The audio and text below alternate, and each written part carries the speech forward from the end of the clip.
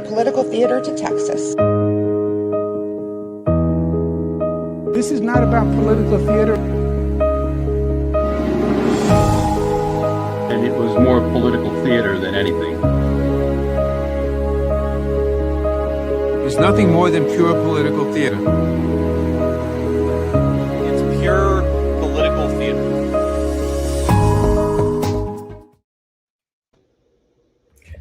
Dr. Hall. Hello.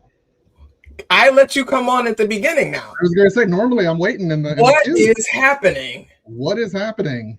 Dr. Hall, they're the highlight today. So I'm the highlight today? I decided to be kind. Welcome, everybody. It is Political Theater with Dr. T and Dr. Hall, who joins us most Tuesdays. And it's an amazing asset to the show. Well, I had a little bit. You had a little bit. You had more than a little bit. And, sometimes I do open this up. I just got to open this up by saying that we're going to be talking about some heavy stuff today. Okay. And I just want to give a shout out. For the last few days, I have been all over the place, right? This weekend, I had the wonderful opportunity to do a stream with one of my oldest, dearest friends. Yes. And we talked a lot about what was going on. And he definitely brought like the kind of the faith-based perspective in many ways, the philosophical and kind of faith-based. I mean, he was a pastor for many years and he's, he's a theologian and things like that. And I thought that that was really helpful. Like some of the things that he said were just hitting, on all cylinders. And so I thought that was important. And for the last few days, I've just been talking to different Black men in my life. And today I just was just like, I got some amazing brothers in my life. Like, no cap, as the young people say. I got some amazing brothers in my life. Smart and intelligent. Smart, intelligent, and intellectual, right? There's three different things. Literate in many ways, politically literate. A lot of reading, a lot of, emotional literacy, right? Conscientious, men who, have been actively working to divest of the patriarchy and all these things. And these are the men that I have in my life. And these are the men who have been checking in on me, right? And I just want to give a shout out to them and to all of you. Like you're included in this, like people reaching out and checking and they're like, how are you? Right. And kind of sharing their own, hurt, disappointment, frustrations with everything that's been going on. And it just reminds me that like I have amazing men in my life. So I don't have to suffer these fools online, Dr. Hall. You understand what I'm saying? You see where I was going with that? I do not have to put up with these niggas. These dusty, stupid, illiterate, emotionally stunted, broken, dusty ass niggas on social media. When I have people like yourself in my life. Like, why would I put up with this, Dr. Hall? I mean, you don't got to tolerate a lot of it. Let's just welcome everybody in the chat. Remember to hit the like button if you are new here. If you've never, ever watched an episode of Political Theater, I've been doing this for like 1.5 years now. Please subscribe. I've been doing this for a year. You've been doing this for a year, I've been popping in for you have. You have. And we finally decided to let you claim to be a part of the show. No longer provisional. You're no longer, provisional, potential, perspective, none of that. Right. The right number of twos in the chat, and I could still lose my space. Absolutely, as long as you understand that for what it is. And don't think I didn't hear the shade when you said you kicked somebody off for Patrick, and I was like, wait, is that me? That'd be me.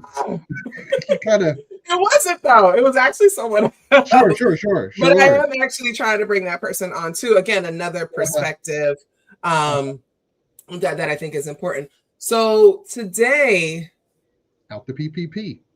There's a lot going on in the world. What do we do first, Dr. Hall? Did we talk about the stuff going on in the world, or we hop into this? I'd say burn through the other topics a little bit and then get the deeper discussion. Let's do that.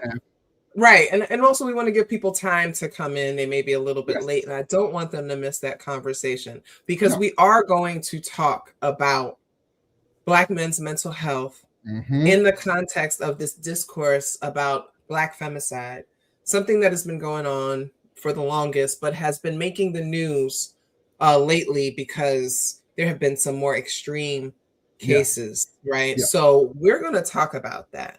And we're going to tease through the nuances of that. And so I hope people stick around because I think that's going to be a really important conversation.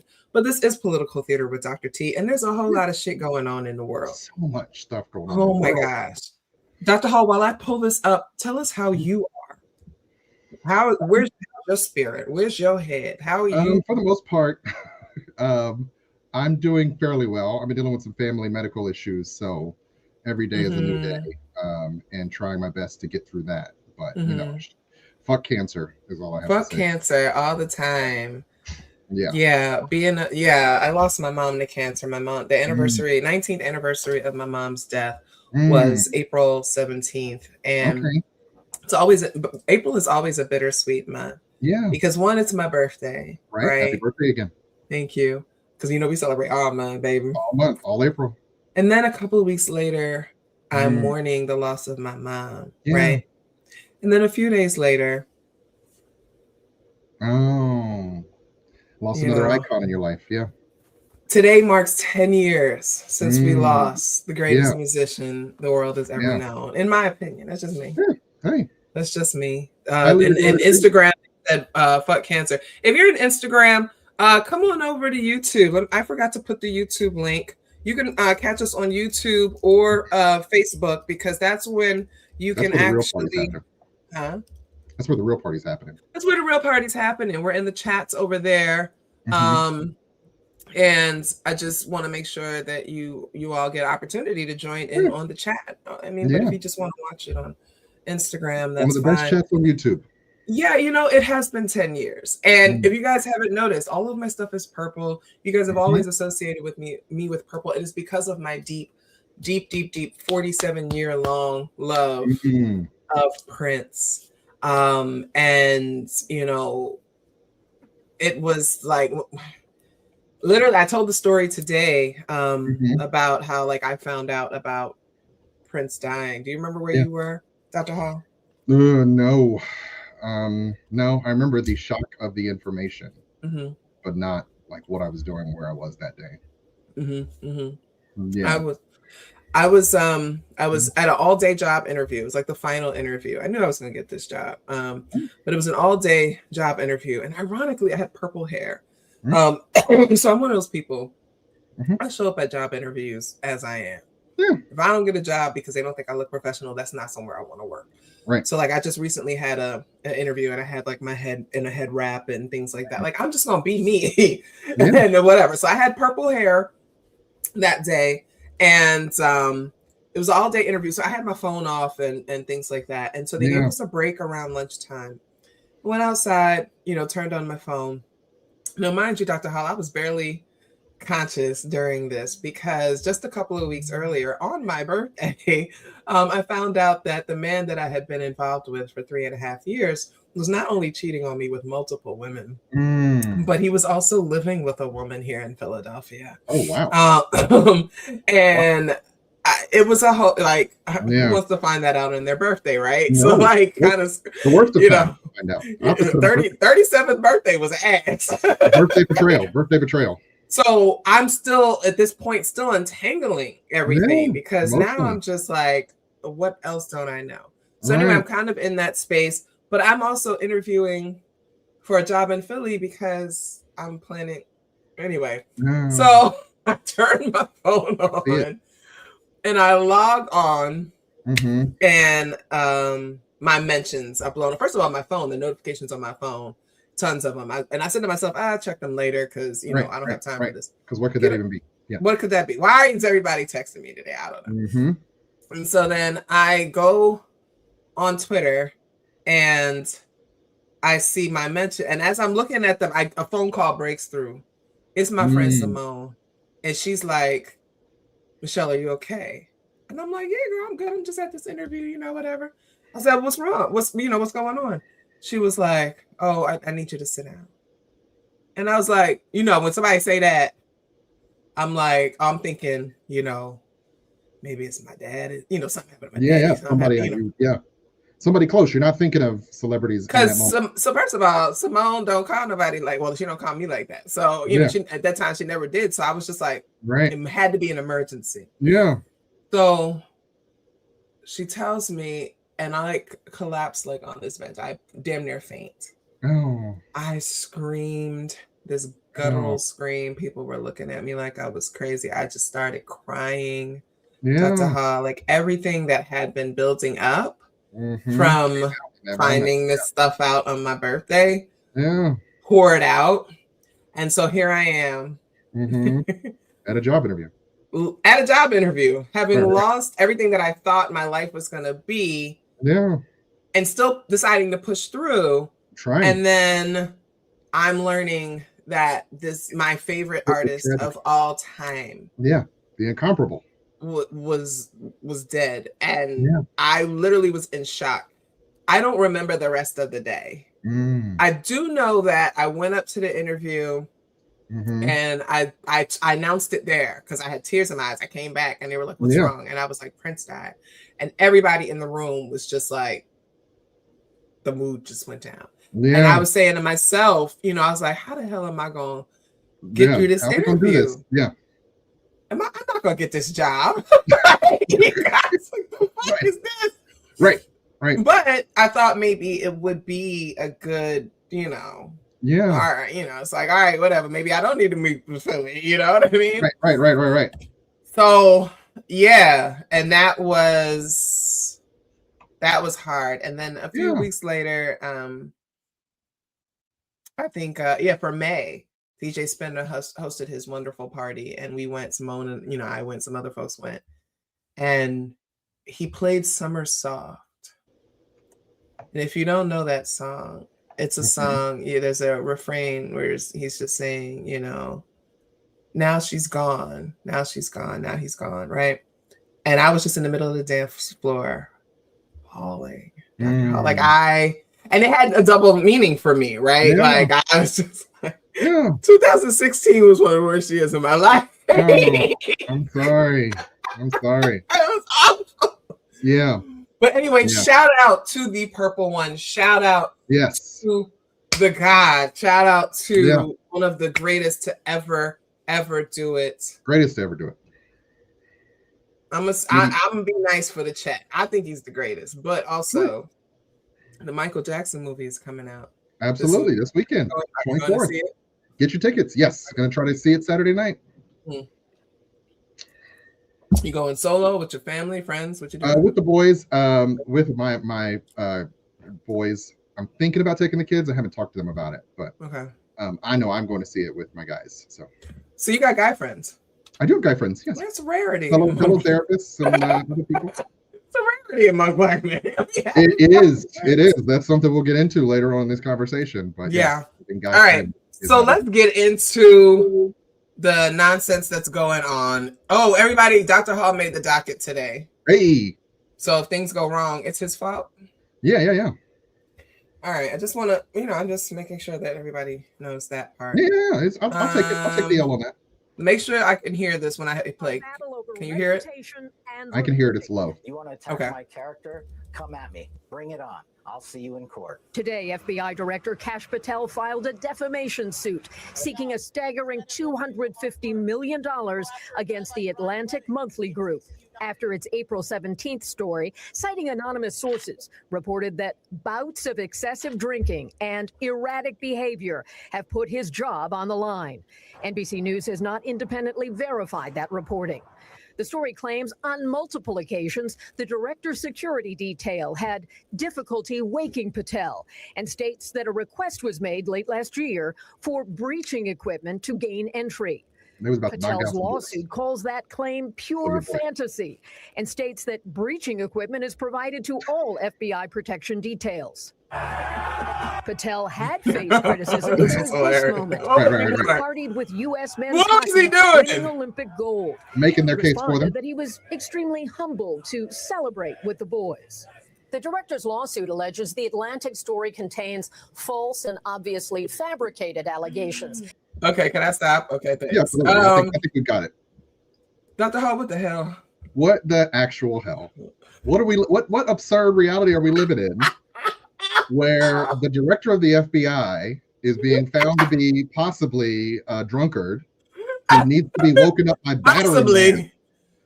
battering ram, and he's going to sue a news organization because of the facts they have, and then there's B-roll footage of him actively drinking on the job. He's always on the job. When is he not on the job? He's the director of the FBI. I've learned a lot about defamation lawsuits. Haven't you? You got some experience in this realm? I've had 2 so far. And what I've learned is that you've got to be able to prove that harm is a result of the defamation. That's one of the things you have to do. And there's a difference between libel and defamation and all this other stuff. So if you're claiming defamation, you're basically saying that these things that you said have had a negative impact on my life, my professional life, etc., whatever. This man has not had anything. He hasn't lost his job. No. He hasn't lost his family. But you know what I mean. He hasn't lost his family or anything like that, right? You know what I mean? So that's going to be really interesting to try to prove. And one thing about the Atlantic, they don't always get it right, but they tend to follow the journalistic protocols. If you're going to say something about the director of the FBI, I'm pretty sure they cited their sources. Like they've got. I think they did. We're going to put this allegedly banner on because we know how it is. Because somebody said he got a coke problem. We didn't say that. I didn't say that. That wasn't coming from me. Said that. Kevin J.D. Klein said that. That wasn't me. That's on him. Yeah. But what about the other one? The labor person, was it the deputy labor director? Somebody fact check me. It's a woman who just got popped. She just lost her job too because of drinking on the job. Is there anybody in the executive cabinet or whatever who isn't a drinker? Now, as I take a sip of my drink that is a mix of tequila and THC, I just want to ask, is anybody there not a drunk? Chavez de Rimmer, labor secretary, stepping down. Scandal-ridden secretary. Yes. Latest member of the cabinet to exit. Oh, you know what? That's a real question right there. Aaron McCarthy said, drunker than Hegseth or just browner? I mean, that's T right there. Hey. T, because what does Hegseth do? Hegseth just actually said, I'm zipping through everything that we got right now. We're going to bring it all together. Hegseth just said that they're not going to test people for the flu. Oh, no. Why would you need to do that? They're not going to test people for the flu. It's absurd. No, not test. Not going to vaccinate. Oh, they're not going to vaccinate. They're not going to give out flu vaccines. So the United States military, which since 1771 has been leading the vaccination movement. Why? Because soldiers are often in close quarters, international, so exposed to a variety of pathogens. And so George Washington, the first president, said, hey, we need to make sure that we're vaccinating because we need our soldiers to be able to show up and not get sick. And it's cost us in war before. Smallpox literally almost cost us a war. And so, Pete Hegseth comes along 200 years later and says, maybe we don't have to do it. Maybe we don't have to vaccinate. We should ask ourselves questions about vaccination.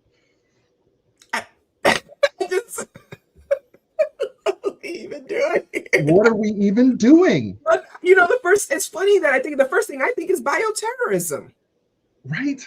Because when we think about where the U.S. military is stationed around the world, right, a lot of time they're amongst vulnerable people, and they're in countries that we have since stripped billions of dollars in aid from. Right, gutting USAID, we would go and help people with vaccinations for the things like the flu, malaria, helping with HIV medications, all these things. Actively give those things out in other countries. And we understand. Because we understand that they are vulnerable. Right, exactly. And so the country has now, after withdrawing all that aid and that support, are now going to have the military, where they've raised the age, 42 now. Now I can get in. Yeah, they've lowered. I got in 4 years ago. You're not 42. I'm 48. I mean, like 6 years ago, I could have. I missed the window by 6 years. Like I'm trying to build you. I'm bad at head math. I'm sorry, that's not my thing. I'm good at as a professional, and then you go and say something like that. I'm sorry. I failed Psych 100 because I couldn't do fucking math. But anyway, hey, I took it over the summer though. When I took it over the summer with the TA, I got a B plus. Come on, baby. I took stats 3 times. I made it. Oh, I only had to take stats once. Look at you, you loser. Bad with math. Anyway, it was back then. We're here now. Dr. T, we made it. Right. I didn't need that math. But it's really interesting because, you know, I'm thinking about how if they're not getting vaccinated and they're in those close quarters, it is easy for them to pick it up, right? It's easy to spread. And it still kills thousands of people every year. But then you want to then deploy them. Somebody may not even be symptomatic yet. Like when you want to deploy them with this virus in them to these places that you're no longer providing, protective supplies. Right. And you're just going to send them as bioterrorist weapons. Right. And why do we vaccinate? Because we know vaccines by their very nature mutate, right? So slowing the spread means you don't create super flu in the United States military. So I don't know. Let's all prepare for super flu next year. If it ain't one thing, it's another, Dr. Hall. And can I for a second just say this? Please. One more thing. We just got over a global pandemic. What are we doing? The first thing I thought was the Spanish flu from 100 years ago. You didn't learn shit. You didn't learn shit from the Spanish flu. You didn't learn shit from COVID. What are we doing? Remember SARS? Right. Learn nothing. They're killing people out here. What are you doing? What are you doing? God damn. Jeez. Fucking drag out here with the diseases.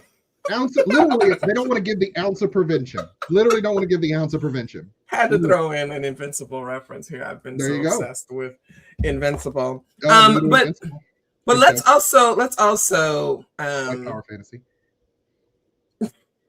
Let's look, but you know what? He's talking about white power fantasy. I also want to talk about Pete Hegseth and his prayer. Oh, Pete Hegseth. The great. We're back on it. It's a good segue. Turn our Bible to Ezekiel 25:17. I said, let's see, theater. Everyone, please turn your Bible. Theater mode, yes, please. If everybody would just touch and agree that we are in the Lord's house. Right. Everybody open your Bibles and you're going to turn to. Prayer was by Sandy 1, which is one of the Sandys, to all Sandys, all those A-10 crews, prior to all CSAR missions, but especially this CSAR mission that happened in real time. They call it CSAR 25:17, which I think is meant to reflect Ezekiel 25:17. So the prayer is CSAR 25:17, and it reads, and pray with me, please. Pray with me, please. The path of the downed aviator is beset on all sides by the iniquities of the selfish and the tyranny of evil men. Blessed is he who, in the name of camaraderie and duty, shepherd the lost through the valley of darkness, for he is truly his brother's keeper and the finder of lost children. And I will. I'm sorry, Dr. Hall, was he trying to say the aviator was in the Bible? It just implied that the aviator was in the Bible. Okay, because you know what? There's THC in here. Yeah, and the liquid gets to you like that. So I just want to double check and make sure. This might be blasphemy. Upon thee with great vengeance and furious anger those who attempt to capture and destroy my brother. And you will know my call sign is Sandy 1 when I lay my vengeance upon thee. And amen. Dr. Hall, what the hell? That's a real thing that happened. What the hell? The Secretary of Defense, War, whatever, got in front of people and did a daily devotional using Pulp Fiction, quoting the great Samuel L. Jackson by way of Quentin Tarantino. You couldn't even say. Isn't it like 2 books of Samuel or is it one? I lose count. Is it first Samuel or is it just Samuel? I think there's a first Samuel. It's Samuel L. No, I mean in the Bible. Oh no, it's Ezekiel 25:17. No, there is a book of Samuel. Oh, no, there's a book of Samuel. Yes, absolutely. Is there one or two, Dr. Hall? Follow me right now. Is it First Samuel, second, only one? First and Second Samuel, First and Second Kings. Thank you. Okay, see, come on, preachers, can you got to because know my upbringing, something. I memorized all the books of Me too. the Bible. Yes. First, yeah. Matthew, Mark, Luke, John, Acts, and Romans, First and Second Corinthians, Galatians, Ephesians, Philippians, Colossians, First and Second Thessalonians, First Timothy, Second Timothy, Titus, Philippians, Hebrews, James, First Peter, Second Peter, 3 John, Jude, and Revelation. Nigga, I grew up in the church. Hey, I can do Vacation Bible school right now. Okay. Youth services on Friday. Hey. Twice on Sunday, Wednesday, Tuesday Bible study, vacation Bible school. Mm-hmm. Church plays, the Easter plays, the all-day Christmas services. Plays, did it all, my nigga. All-day services with dinner in between. They give you dinner. And church dinners used to hit. That's why people be coming at me talking about religion. I'm like, nah, baby, I know your shit better than you. Right. You know what you don't see in your Bible? Ezekiel 25:17. You don't see it. Not in that Bible you learned. Right. Maybe it's in the Slave Master Bible. Hey, well, that was a different Bible. Maybe it's in the slave. They took out all the parts about rising up. nothing about agency. You ain't supposed to learn that. What are we even talking about, Dr. Hall? Like, I don't understand what's going on. Yeah. So Cash Patel was suing. And let's go back to that real quick. Yeah. But the Iranians had a response. Of course they do. They drop a hot Lego every 2 days. Every week. Yeah. So let's watch this one real quick. We're not gonna watch the whole thing because it's long as shit. But we'll get a little sample of it. Right. Let's do it. Because they'll kick us off, and I just don't. My Lego's being used for nefarious purposes. Yeah, let's just. Breaking news from the Lego Washington Bureau tonight. Atlantic Magazine dropped a story bringing concerns to light about the FBI director and his conduct on the job. 9 sources went on record. This is not a hit mob. This is accountability reporting in plastic brick form. When the head of law enforcement doesn't meet the norm, no personal attacks here, just the documented facts. Let me walk you through the article in the impacted tracks. April 10th, 2025, Friday afternoon, Cash Patel tried to log into the FBI system. Password wouldn't work, technical error in the room, but his response to that problem showed a different wisdom. Instead of calling his support to fix the login screen, he panicked, called his ally, said he'd been terminated. Frantically announcing he was fired from the scene. 2 sources called it a freak out. His behavior was inflated. The White House fielded phone calls from across the government. Congress asking questions about who would be in charge. Officials in the Bureau wondering about the precedent. Turned out it was just password error, not a fire in large. But 9 sources confirmed the story to the press. Atlantic did their homework, check the facts with care. Question is, does this behavior show unnecessary stress for someone running federal law enforcement everywhere? Dr. Hall. And then they had the one where they showed him being drunk and shit like that. That was hilarious. Right. Dr. Hall. They nailed the. Is that what happened? He couldn't log in and thought he had been fired like Pam Bondi and Christy Nome. Yeah. Because he knows he's next, right? They get rid of the women first, then they go for the colored men. I'm surprised that Tulsi's there, but Tulsi's a Russian asset, and I'm not surprised. Yeah, she's a Russian asset. Allegedly. She's not. I got the banner. Yeah. Allegedly, she is a Russian asset, so she's not actually going anywhere. But you know, they get rid of the white women first, and then Linda McMahon, but Linda paid $20 million for that spot. And her, you know, they don't actually care about education. So, but also something that happened. I'm telling you, when Trump was in the whole WWE thing, something happened in there. Something that we don't know about. Her, Vince, Trump. Something happened. So she ain't going nowhere. Doesn't care about education. So she's. But we know that the priority is the women and the racialized men. Yeah, but also he gave them very high profile jobs. So they're going to. Hurt his ego at some point, and he has to get rid of them when that happens because it makes him look bad. He doesn't like losers. Correct. And they're all losers. They're all losers in sycophants. That's why they're in the second term because he couldn't have anybody standing up to him. Now, Dr. Hall, you put this thing about the DoorDash. I thought we talked about that. Did we already talk about that? We might have. I don't know. I was running through topics. You might. I don't think you were here.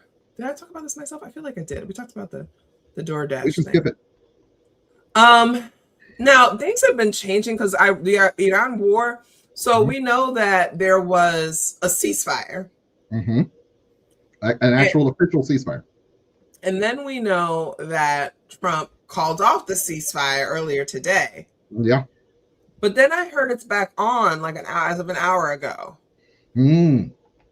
A couple of hours ago. I've been seeing clients, so I don't know. No, hold on. It's likely. It's very likely. It's been the most on and off war that I've experienced. Oh wait, no, and now he extends the ceasefire. Okay, yes, that's what I thought. So the ceasefire was on, and then he called it off earlier today.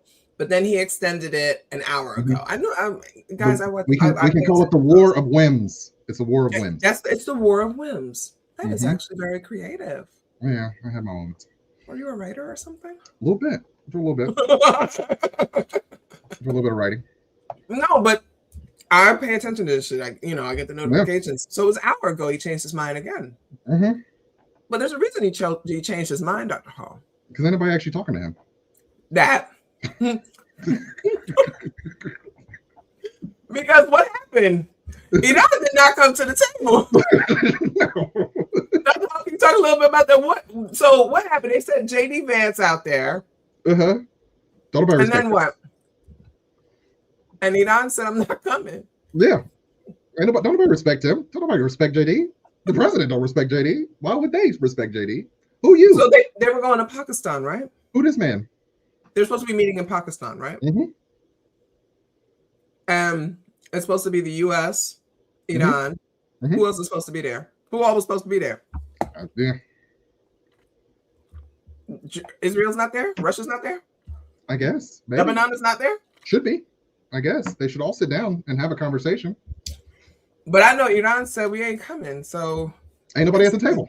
They said, fuck out of my face. Like... Right. Go on with that. Oh, jeez. You made your bed, is what they said. And that's crazy to me. Excuse me, Dr. Hall. Take a It's crazy to me. Because they have no feet. Like, they don't care. Why should they? They've maintained this from, like, the beginning. Like, we've been waiting 47 years for this. Hey, like, yeah, absolutely. They've been waiting for the opportunity to pull out them guns and show you that you can't live in a land war in Asia. Yes. And so they're not backing down. That foreign minister, like Minister of Foreign Affairs, every time I see him, he be sitting there like, bring it. With a smirk that's kind of sexy, to be honest. And he's just like, yeah, no. No. Basically, who does the United States think that they are? Who do they think they are? Who do they think they I've been saying since the beginning, Trump is the result of getting high on your own supply. Like, it's mostly the American bravado writ large. Like, hey, let's take... U.S. hegemony has been, you know, like, they absolutely do have hegemonic power. We're not going to deny that, right? As evidenced by all the people that are circling around trying to beat their ass. Yeah. I don't say our because I ain't got nothing to do with this. But now everybody's kind of like China, like all of the allies are just, wait a minute, because why y'all got to be the dominant ones? Maybe we the dominant ones. Right. It's a cardboard democracy at this point. Like, what are we doing? Tucker Carlson. That's all. Can you let the people know who Tucker Carlson is? Tucker Carlson is a former Fox News pundit who has fallen from grace. But I'm loosely calling him pundit. He's had to himself admit that he is a media talent more than he is actually a reporter or was ever a reporter. By virtue of familial ties, he was able to ascend to one of the biggest shows on Fox News for a while, and now has a social media presence more than a media presence, and has now decided, as of today, that he is on somewhat of a redemption arc with regards to Donald Trump, and has been willing to admit on wax that he might have made a mistake in campaigning for and raising the presidency, raising Donald Trump to the presidency. So a grifter. Okay, well let's watch. Wants to make some more money by shifting as he sees the wind go in the other direction. Let's watch and see what he's saying here. Make sure there's mind. Or like, this is someone else who supported him. He wrote speeches for him. I campaigned for him. I mean, we're implicated in this for sure. Yes. It's not enough to say, well, I changed my mind. Or like, oh, this is bad, I'm out.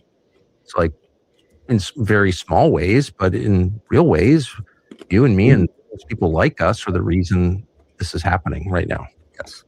So I do think it's like a moment to wrestle with our own consciences. We'll be tormented by it for a long time. I will be. And I want to say I'm sorry for misleading people.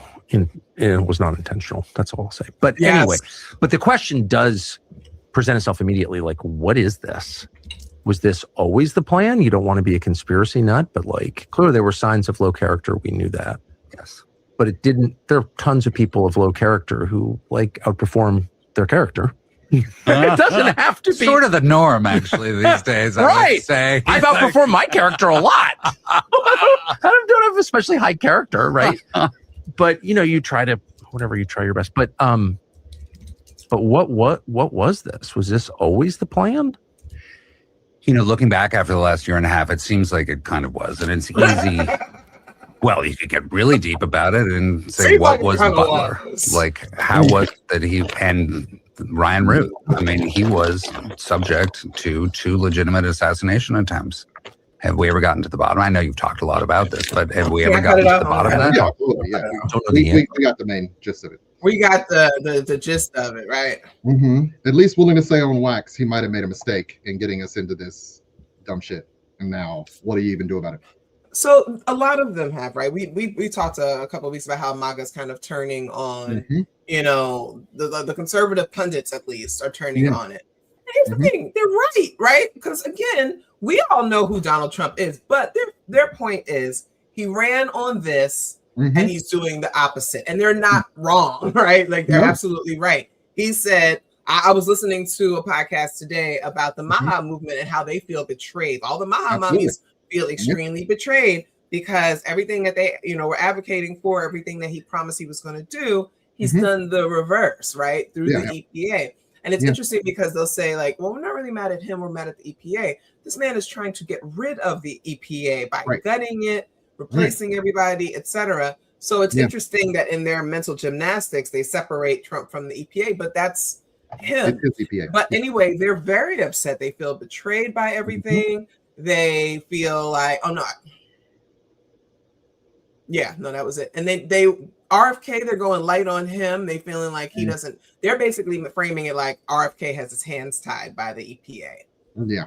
That's how they justify these things. But they're upset. The mental gymnastics they have to do.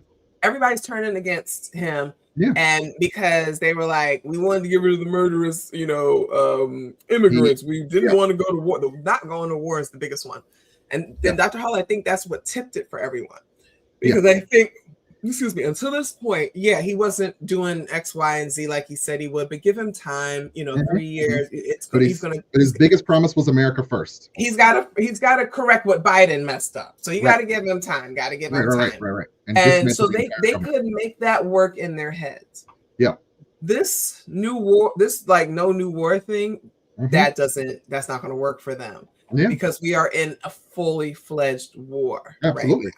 And it's brand new. Yeah.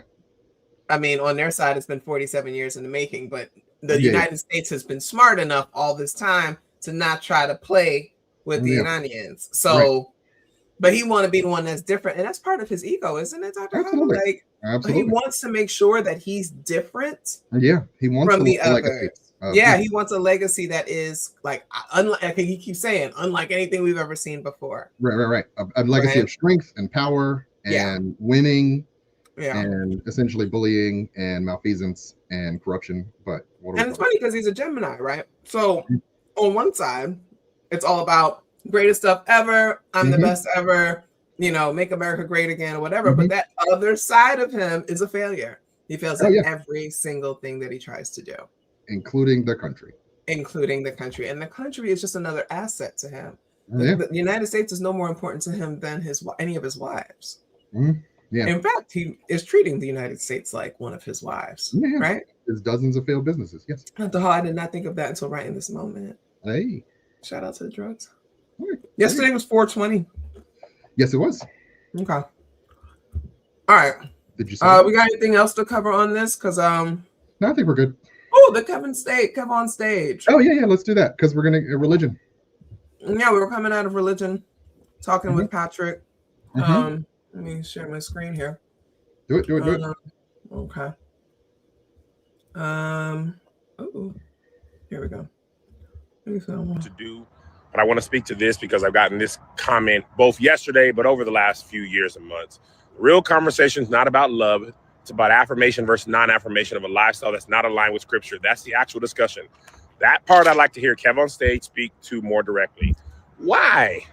You know you're not going to like what I'm about to say. You know you're not going to like it. But I'm going to say it anyway so we can put this to rest until the next time. Let me tell you my approach to Christianity, and this has always been my approach. I don't correct nobody on nothing. Everybody wants me. Well, you got to, even if you love the gay people, Kev, you got to correct them. I don't correct nobody. I never have. Even when I was with y'all, 30 years, the gays is wrong and they're going to hell. I gave y'all 30 years of condemnation, judgment, persecution. Okay? But it was internally because I never called nobody out. Young Kev, I ain't called nobody out because I was doing my own sin. Felt guilty. Okay? I was out here having the sex.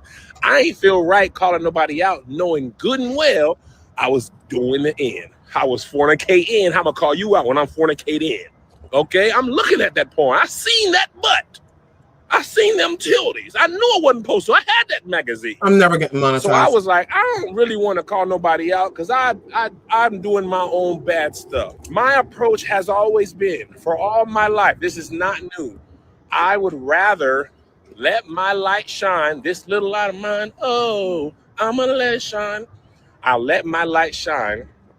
Hopefully people be like, man, what, Kevin Christian, let me see what he's talking about. That's been my approach the whole time. And it will continue to be my approach.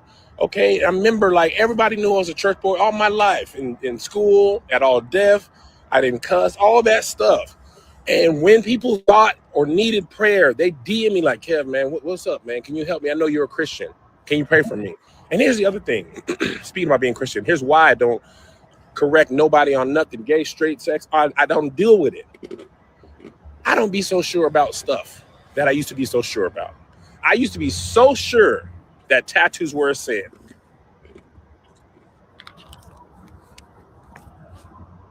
I used to be so sure that drinking one is a sin. What'd I do last night? Give me one margarita. I used to be so sure about things. And plus, a lot of people I interact with don't even be Christians. So I'm apply something that they don't even profess to believe.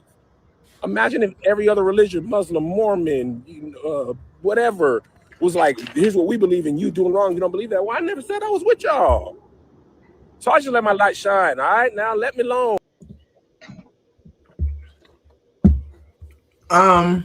Did you want to say something about this? I don't give a shit about none of this. No, they roasted him over the coals. The Christians themselves were very upset that they felt like they've had a lot of consternation for his point of view for some time, and it felt like he was essentially saying that he endorses homophobia and feels like there's something wrong with the church. A lot of it was projection. A lot of it was the the thing that a lot of particularly Black Christians, who we talked about, are very conservative as a group and thus intolerant of homosexuality or alternate sexualities.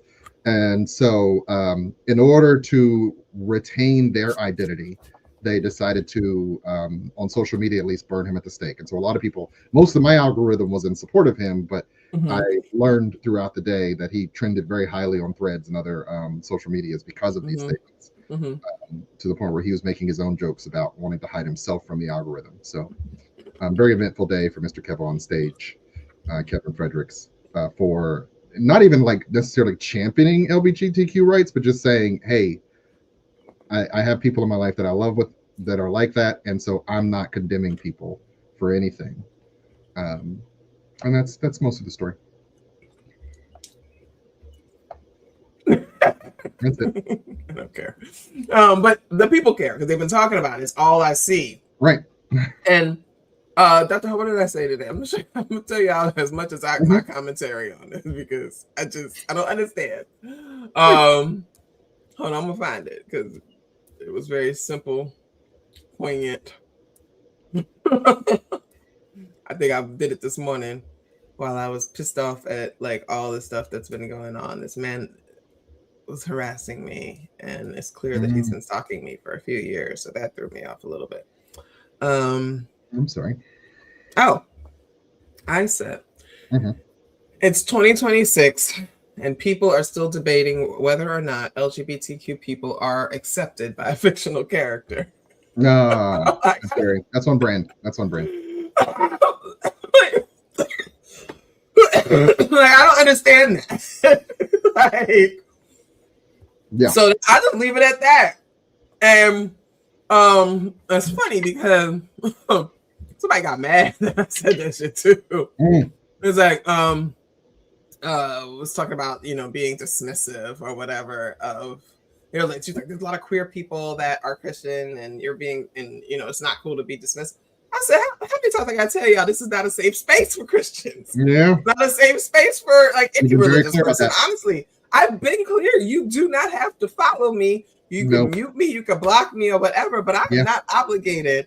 You have to really ask yourself to your sensitive ass feelings. Right. I have said, like, I posted, this is not a safe space for believers. Yeah. There's no plainer way to say it. I mean, it's very much the idea of why would people be looking to you for any sort of spiritual guidance? Why would they be looking to him? Like none of these people in this conversation are an authority or in spirituality, so they don't have to agree with you. Celebrity worship, and I'm loath to call myself a celebrity, but come on, you got friends, you got some friends. You've been on the televisions, you've been in music videos and whatnot. Yeah. I gotta ask Cap. Sean Stockman gives you roses every time he sees you. It's a whole you're kind of a deal. Christopher Maurice Brown sued me. Oh, that's right. That's right. For things you said on the television. So, Yeah, but we want our celebrities to agree with us, and it is hard when they don't. They seek validation through the power, the people that they create these parasocial relationships with. Once again, so a lot of times identity feels solid if you agree with me. They wait for my opinion to drop on something so they can like measure their own temperature to see I'm like a barometer for a lot of people. Am I a good person? No, wait, why do you disagree with me? I'm a good person. Why would you disagree with me? I'm good. Right. Am I in the right? Right. I love this movie, but what does she think about it? Because maybe I'm wrong and I missed something. And that's why people come at me for the movie stuff too. I'm like, why do you care what I think? Like, I understand you're interested in seeing how I now, analyze these things. But why do you care whether or not I enjoyed the film or not? Like, as it relates to whether you liked it or not. If you went into that film and you saw it and you loved it, you walked out like, yo, that was an amazing film. It's really great and blah, blah, blah. Why would you then allow me to affect you by saying I come on there and say, oh, that was a terrible movie, and I go on and this, I mostly just say it as a terrible film. Yeah, you guys can search my profile for a terrible film and you'll see me just, but I don't go into anything about it. Doesn't even explain. But you made me feel like a bad person. You made me feel outside the group when you did that. Yeah.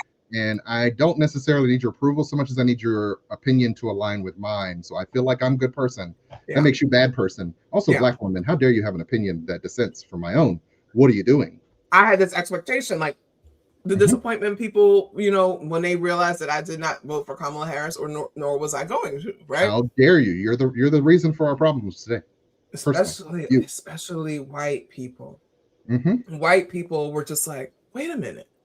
Why isn't this educated, outspoken, amazing Black woman aligned with us voting for Kamala Harris? And it was very much like, am I wrong?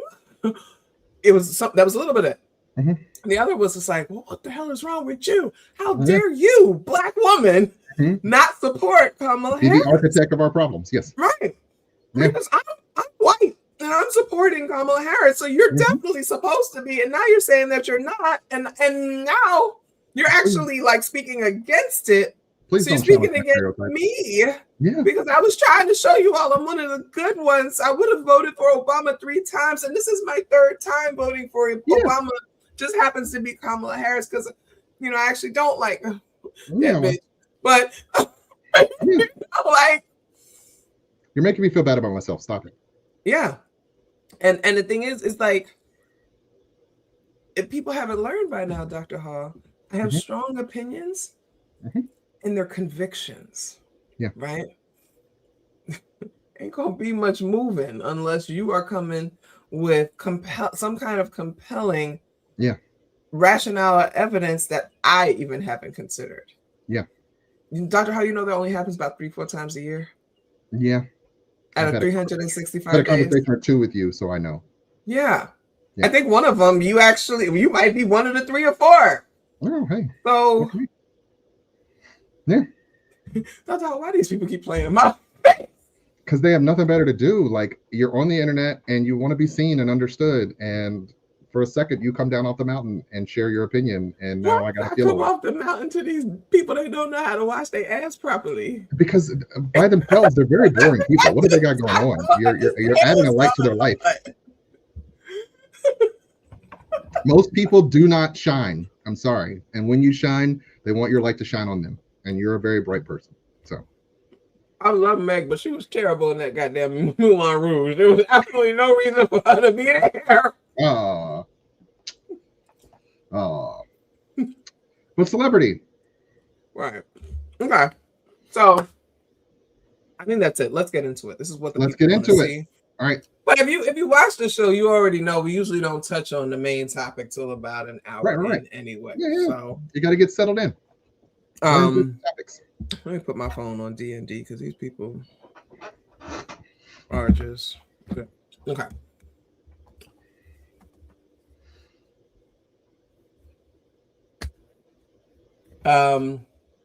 This weekend, a man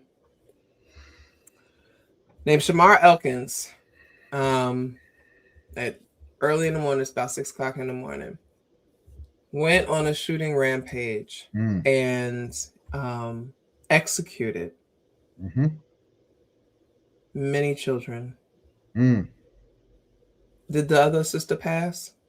Was it one of the adults? Oh no, did she get away? I think she got away. Yeah. Right. So I think it's all kids. Okay. Yeah. 8 children, 7 of whom were his. And 2 adults. I'm talking about in terms of who died. Yeah. The adults, I think.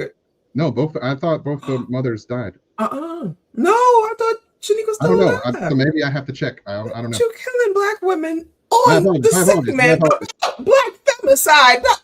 Dr. Hall. Wait.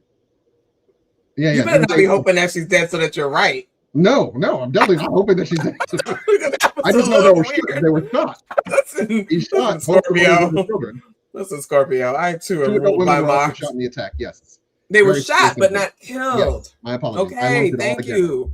7, Put 8 children were killed. 2 in the chat to get me to kick him off the show. My apologies. We're at the point where I'm supposed to be doing. He's not coming back. No. He's killing black women. I did not kill black women. I knew it. Please don't make me laugh because I have the THC and I won't be able to be serious about anything. So please, we'll do it. We got it. This is a very serious topic. Okay. Oh geez, 1.6. It's getting close. It's getting close. Somebody put a 1.9. And there we go. 1.9 in the chat. Gotta let him go. It's bad average. All right. So 8 children. 7 of whom were his. Were his and a cousin. Yeah. Between 2 women. I believe her name is Christina Snow, and then we have Shaniqua. I think it's Shaniqua, right? Shaniqua Pugh. Or Elkins, because they did get married, but I don't know if she changed her name. Now, Dr. Howell, when we look up the names and the ages of the kids, right? Yeah. Now I want to go back because immediately before I reported to Threads, I went to compile information from Facebook. Okay. On Black Girl Missing, we know that's the first place you go to get the local story. Right. And so whoever may have witnessed anything, they probably did a Facebook Live or something like that. So that's where I went there to do my deep dive. I did watch some live videos from the scene. That's when I learned that it was actually him. I was actually able to confirm his name. This was before it was published. Yeah. I got the alert that this thing happened, and I was just like, what the? And when I saw what they said, Dr. Howard, and I want you, you can chime in at any time you want, but I'm just telling the story. Sure. No, tell the story. They said around 6 o'clock, a man went from house to house shooting kids who, and they said, believed to be his descendants. Then they said after he was done, he tried to jack a car. He carjacked, right? Yep. First thing I said, that's a nigga. When they said Shreveport, first thing I did, I looked up the zip code, because you know me, I always I do the zip code and then I do racial demographics together, and that's how you find out who lives there. Majority Black. I said, that's a nigga. He got multiple kids in multiple homes in the same goddamn neighborhood. Now, I'm gonna tell you why this gets interesting. I started digging and found an old post where he was tagged in by this Christina Snow. At the time, I didn't know that was the baby mama. I just was looking through for his name. And she posts about how she was trying to leave him, and why can't they just leave you alone? Why they got to hit you? And so she was like, I'm trying to move on. And she tagged him. This was in 2016. Now, his wife, she had posted their anniversary picture, their first year anniversary, which was last April 9th, her birthday, 2025. And she said they had been married for a year. So that puts them married in 2024. But she said, we've been together 10 years. So 10 years ago was 2015. So she's talking about being with him for 10 years back to 2015. 2016, we get in this message from Christina about him hitting on her, beating on her. Okay. She got the oldest child. Yeah. Then he goes and has kids with his wife, who eventually becomes his wife. Yeah. Then he starts having babies with both of them at the same time. There were 2 6-year-olds, 2 5-year-olds, Dr. Hall. Each woman had one. So there was a period where, like, around the goddamn pandemic. Why didn't I think of that? There it is. I wasn't even thinking about that. Didn't think about it. Yep. When I was putting 2 and 2 together. The pandemic, that man was going back and forth between their houses. Now, Dr. Hall, the only thing that's in the back of my mind until somebody confirms, they were doing this intentionally, like all 3 of them. Like it was a sister wife kind of. It could have been. I'm hoping, because if not, then that means he's a dirty dog, and he had a baby with one, had some babies with her, and then has a baby each year with each one of them, back-to-back pregnancies with both of them. So at this time, there's multiple children between the 2 of them. But their homes were close enough, Dr. Hall, that he could shoot them in one place and then run to the other place and shoot them. That's the only thing in the back of my mind. That little 5% said maybe this was, a consensual thing. Or maybe he was just running the neighborhood. Could have been, because his brother comes out and is talking about the wife. He loved his wife, blah blah blah blah. But somebody else was reporting, Christina was his girlfriend. So he's actively involved with both of them. And had multiple children between the 2 of them and killed them. Well, they likely went to the same schools. They were exactly in the same classes, probably looking just like each other, right? With different mamas. Yeah. Okay, already, Dr. Hall, start there with that ACE score right there. Start there with that trauma of being the kid in the 3rd grade, and your half brother is sitting here in the same class as you because you're the same age, and y'all got 2 different mamas. Yeah. Already starting a life of shame. Yes. A life of confusion, right? I've worked with a lot of young people and adults who find themselves trying to sort of understand themselves when they find out they have siblings in the world they either didn't know about, or they've got just like peripheral siblings out there that like, I know they're my sibling, I grew up around them, but have no connection with them or their mom, like, and trying to sort of understand who you are in a world where you know there's a biological connection, but not like an emotional or familial connection. And it's always confusing. I've never met a kid or an adult who doesn't have this little piece of confusion because of that missing like link. It's disruptive. Yeah, my older brother Jeremy, we only found out about him in 2013. I was born in 79. I grew up that whole like into my 30s not knowing I had an older brother because my father didn't even know. His mama never told my daddy. And I know my daddy because we have another example of it that is 13 years younger than me or 12 years younger than me. That even whatever happened, he gonna be the dad. He gonna be daddy. He gonna fight. He gonna fight hard to be daddy, right? He gonna do what he needs to do. So if he had known about him, he'd have been there for him. But my brother was forced to grow up. Without a doubt. Without that, that connection. Without that connection, So we're starting at the young age. Right. The kids are already being there. But the kids are all together and they gathered them together because his brother would talk about, he said he loved them kids. He wanted to be, he's always around them and taking them places and he was pouring into them. All this, he was a devoted father, right? And you see the pictures of all of them together. Again, that little 5% that the women were kind of okay with him hopping from house to house. And well, they had made some concessions to themselves, likely. Yes. Right. And I think, and somebody mentioned Jarvis Butts in the chat. And this is something we talk about on Black Girl Missing. The colorism starts to come in too, right? And you have these women who have internalized self-hatred for their skin color because they're dark skinned. Yeah, they were both dark sisters, And when they're heavy set, right? Who's gonna want me? Who's gonna whatever? That kind of thing. And Jarvis Butts in that example is just like high yellow nigga that was very pretty around the block, of course. And so now we're talking about Shamar Elkins, and they probably just wanted to be wanted. Wanted to be loved. Book and Penub. Sorry. And probably I don't understand you. I don't know why. It's the 80s. But no, it's okay. But thinking about that, right? That is very serious, and that is something to consider. And so they all had like these beautiful, beautiful chocolate brown babies. Right. But but it is what it is. So I'm that little 5% of me, something is not. I'm waiting for her to wake up and give a statement, whatever situation. I want to hear more from the women themselves because I'm like, what was y'all doing? I mean, either way, like I doubt there was any part of them that thought they were going to be involved in this level of a tragedy. Like you don't think that. You don't have that many kids with someone. Because his wife was going to leave him. So that's the main reason why I think that they weren't knowledgeable, because I think she found out that he was still dealing with her. Or got that up. But found out that he's still dealing with this woman.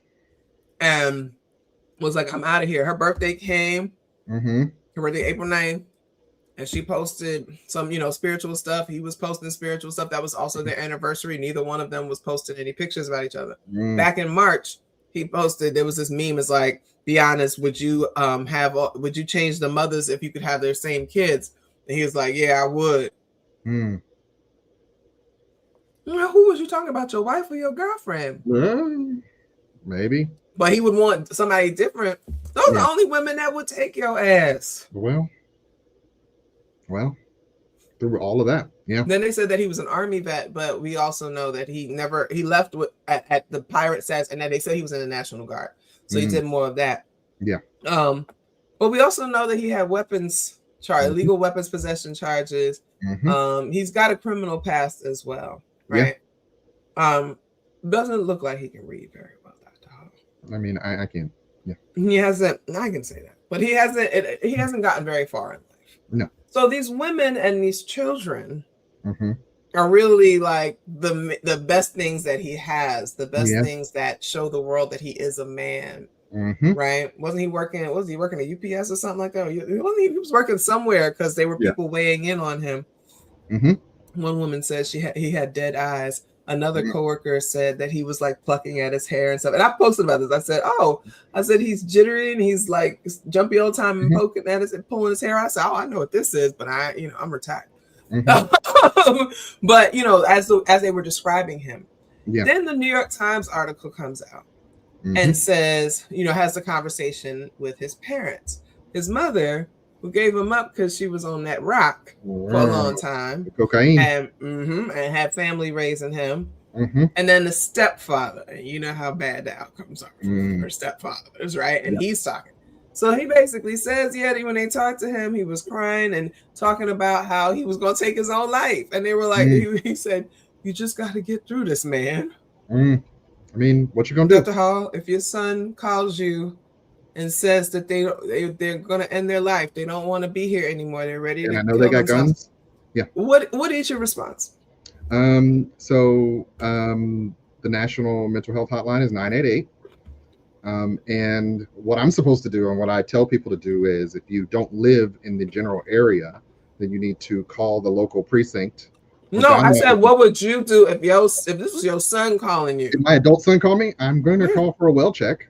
Yeah. Or go straight over there. If I can't get to him myself, I'm calling for a well check from the services available in this area. Or I'm going over there and we're going to drive to the hospital because I want you to live. I care about you and I don't want you to feel like you're alone in this.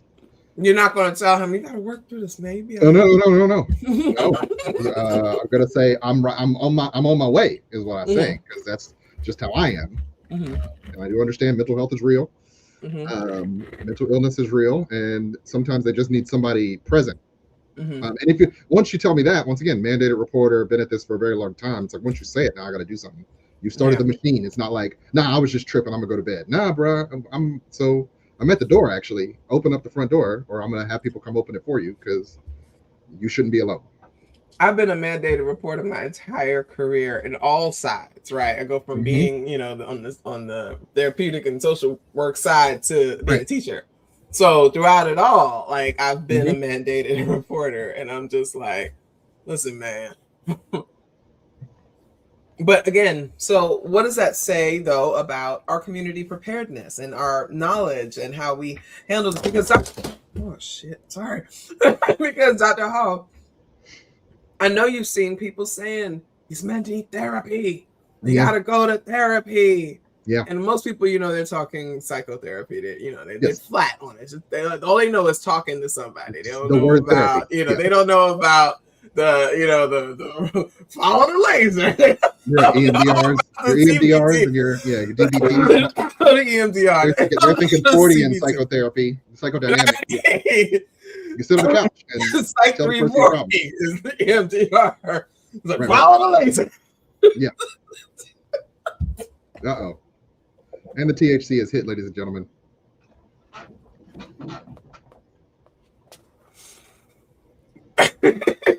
No, but it's true. Everybody thinks that that's what all therapy is, and they tell these men to go to therapy. What the hell is sitting on the couch going to do, Dr. Hall?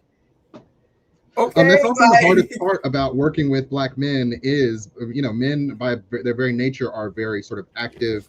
If it's not solving my problem, then what am I talking about it for? Or I often say that a lot of Black men do not have a framework for sitting with someone for an hour who will give them undivided attention and listen. They've never had that in their life. And so what's this supposed to do? It actually makes me more uncomfortable than it could be helpful. And a lot of people don't know what mental health resources are available in their area. I've been doing this work independently for 4 years, and I'm still meeting people no matter what I do, no matter how many times I go on the news and talk about what I do, no matter how many times I'm at panels. Every day I'm meeting a new person who doesn't know. Like, I've been on the Cincinnati Association of Black Psychologists for, at this point, like 20 years. And people are still learning that it even exists as an agency. No matter, I'm going to a health fair this weekend, and there are going to be people who are going to ask me, has this always been here? It's been around since 1976. I saw the charter. Hey, go at 50 years. Right. 50 years. Hey. Yeah, we should probably do something for that. But it's still unknown, because in our community, we do not talk about these things. There are still stigmas around these resources, and unfortunately, too many people are unaware, and what they do know, they often think of as white people shit. My mouth is full of ice. I'm sorry. Oh, sorry. I tossed it back to you and you were ready. We're not.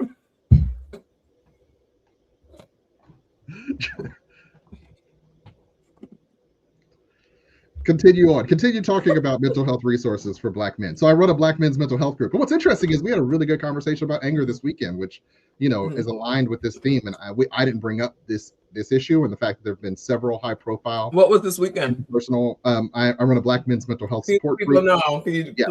In the city of Cincinnati, if you are a Black male or if you know a Black male in need of support, in the north side area of Cincinnati, I run a Black men's mental health support group every third Saturday.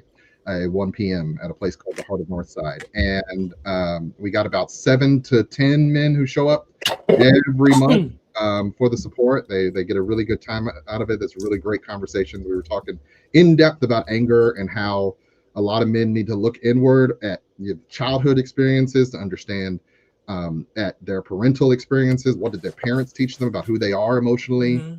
Their parents' ability, like often the men were very either shut down or overly expressive of anger, and often. Can I pause you for 1 second? Can you tell me what your how can people follow your because we were talking about it being in Cincinnati and stuff like that. How can people follow your clinic? What's the clinic's name? PsychWorks Clinic, PsychWorks Clinic. It's clinic. It's all one thing. Clinic. Yeah.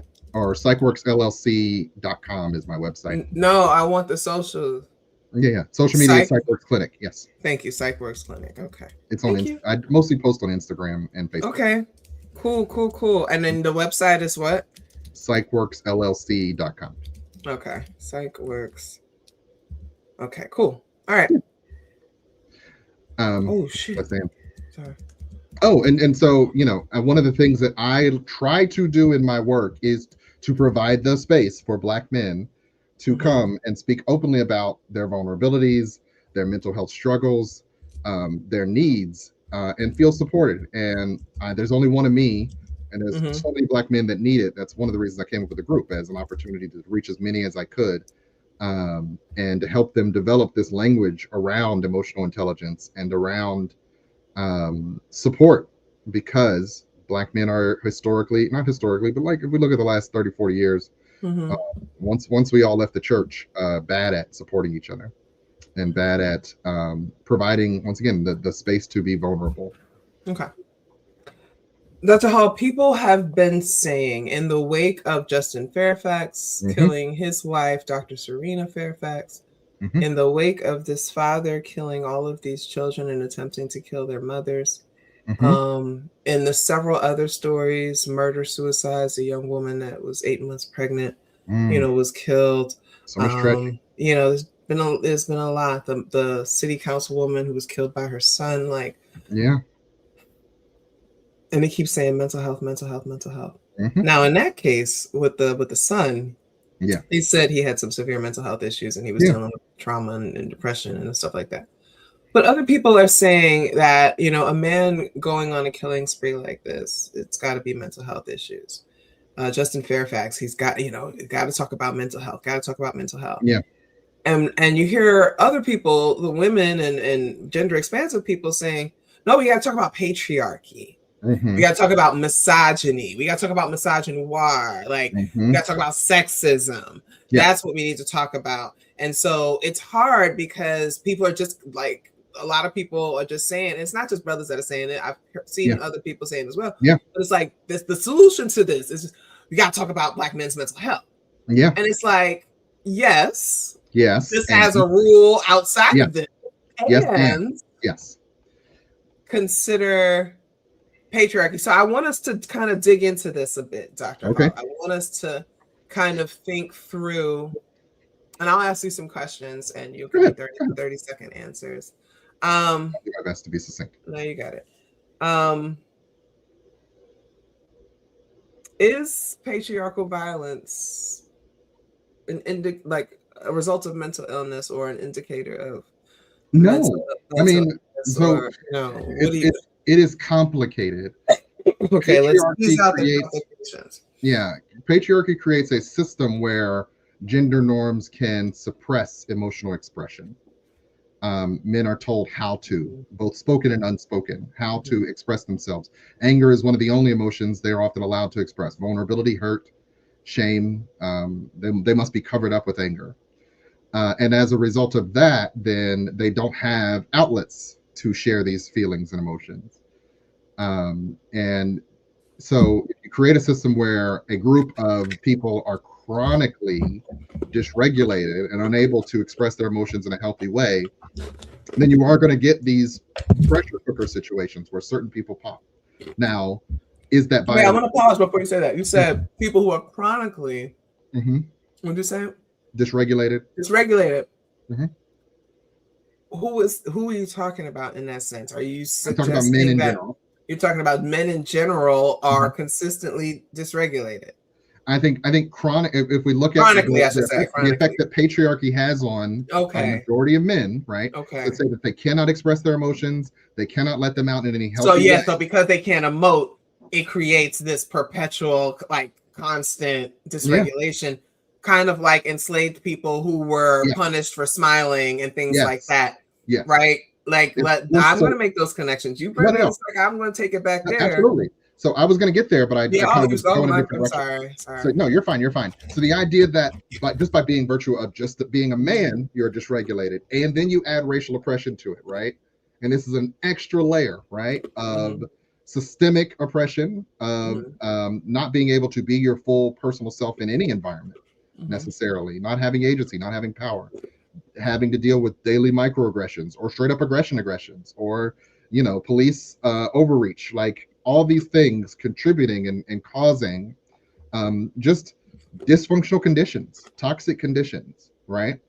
And so we have to be able to sort of look at these systemic things are happening. Then there's the individual's mental health that might be in a decent place at the beginning. You throw in rampant drug use or access to drugs. They don't get access to pharmaceuticals, but they do have access to illegal and street drugs, right?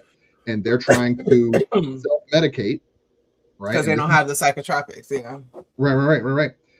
Or even access to a healthy environment where, once again, there are people who look like them who are prescribing. They might be overprescribed from childhood. And this isn't every man, this isn't every situation, but that these systemic issues are contributing to these points where people break, having a lack of positive male role models. And so it becomes hard to say, all these factors are contributing, and then you have an individual who might have mental health stuff going on, but that doesn't mean that they're violent. A lot of people have mental health issues, and vast majority of people have mental health issues and are not violent at all. And they're the ones more vulnerable to violence and more susceptible to violence. Yes. Right. And so that's what that narrative gets so stuck. I'm just like, people will assume that, the majority of people with psychiatric disabilities are violent. But I was like, no, they're the ones that are susceptible to the violence. Yes. But it's always remarkable when we see a person with mental health issues who is violent, who is completely dysregulated. You think of like the person on the street corner, and that's activating, right? You'll remember that person with more than you do your depressed cousin, nephew, person down the street who never leaves their house, right? So a lot of it is, invisible with regards to how people are expressing their mental health. There was something in the chat real quick. It said, how is he not going to be depressed with fathering all those babies that he couldn't take care of? He wasn't Nick Cannon. And while I get the joke about Nick Cannon has money, right? And can take care of those things as a man should be able to provide, for his kids. Patriarchy and This is a man who was not making money and had all those kids to take care of. Definitely under financial stress. And so here's the thing, when we talk about family annihilators, Dr. Hall, the top reason is financial. Yeah. It's related to finances. Right.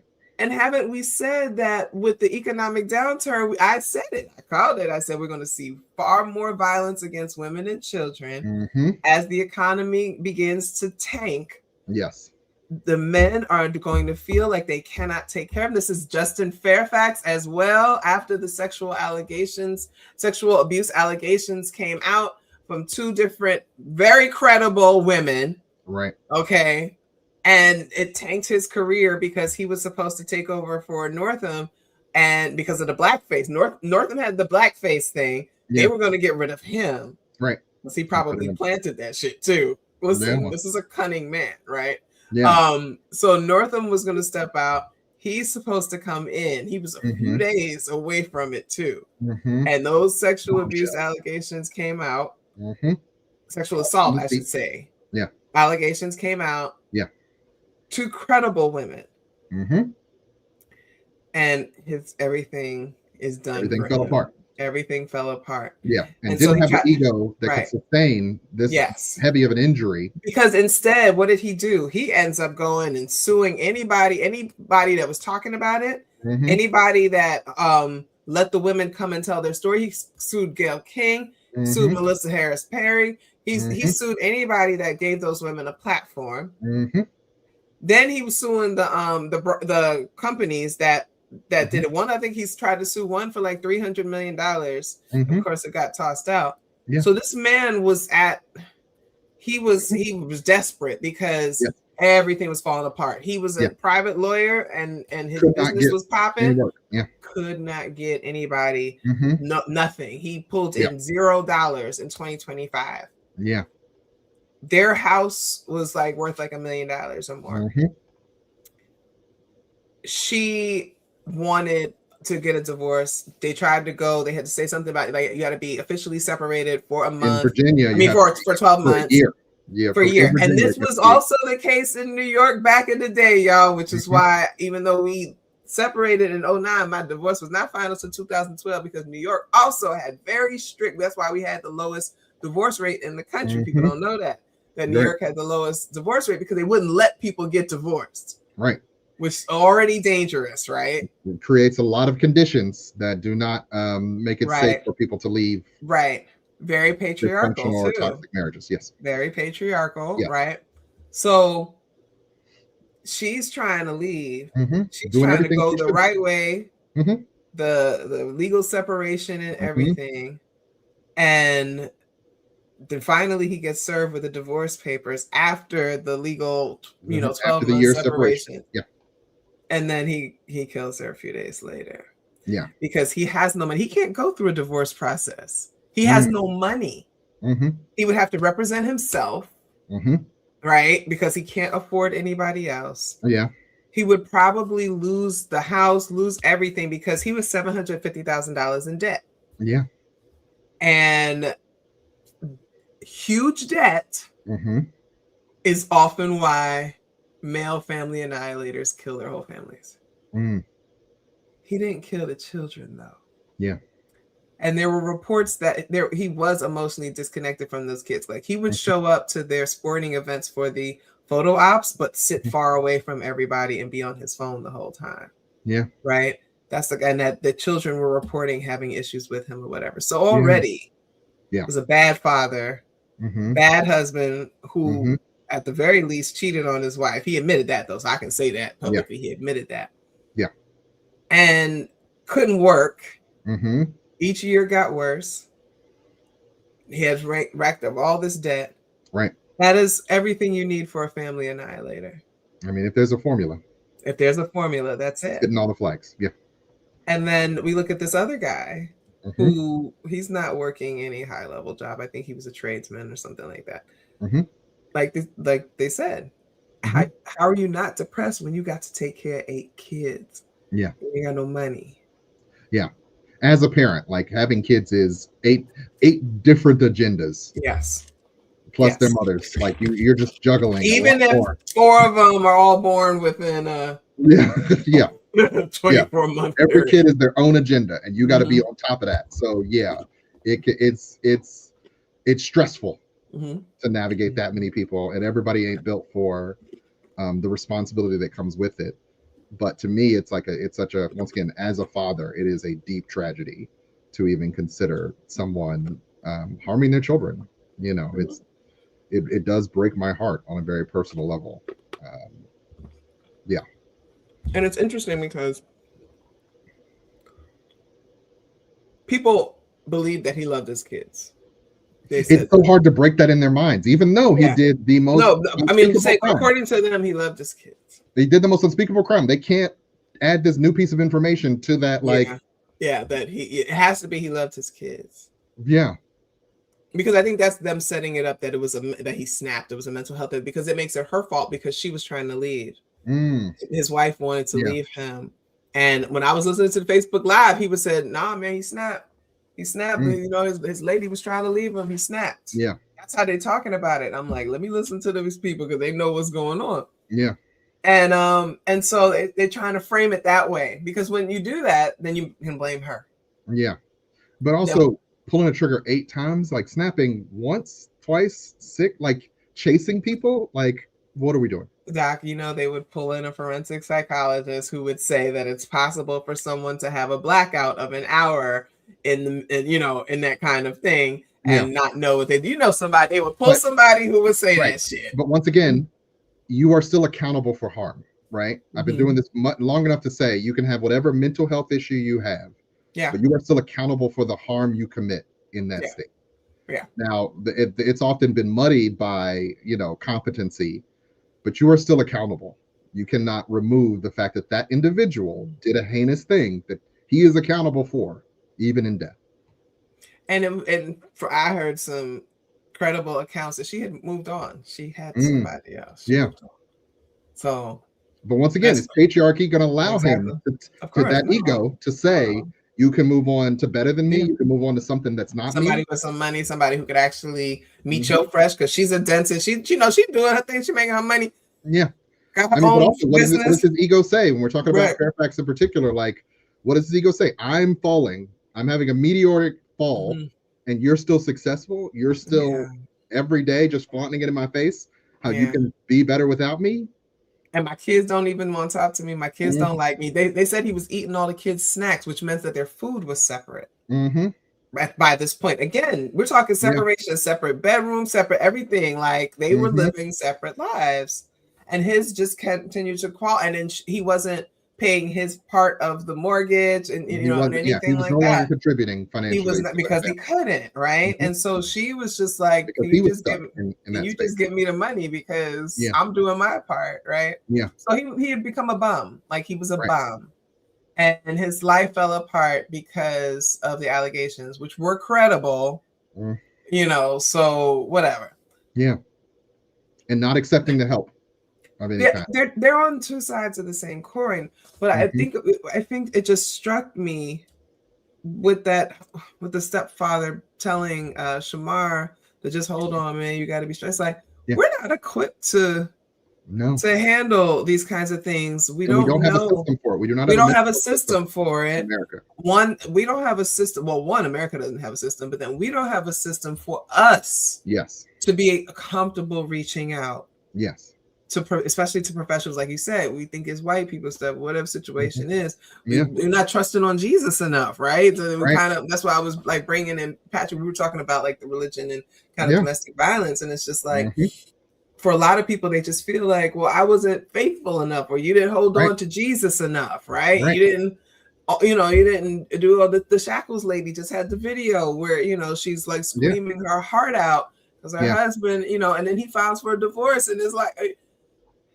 Yeah. She said, I stayed because I'm Christian. I stayed because that's what you're supposed to do. Yeah. So we've got the patriarchy and religion, which, religion is the weapon that is the patriarchy uses. I mean, so, I believe spirituality has a variety of protective factors across the board, right?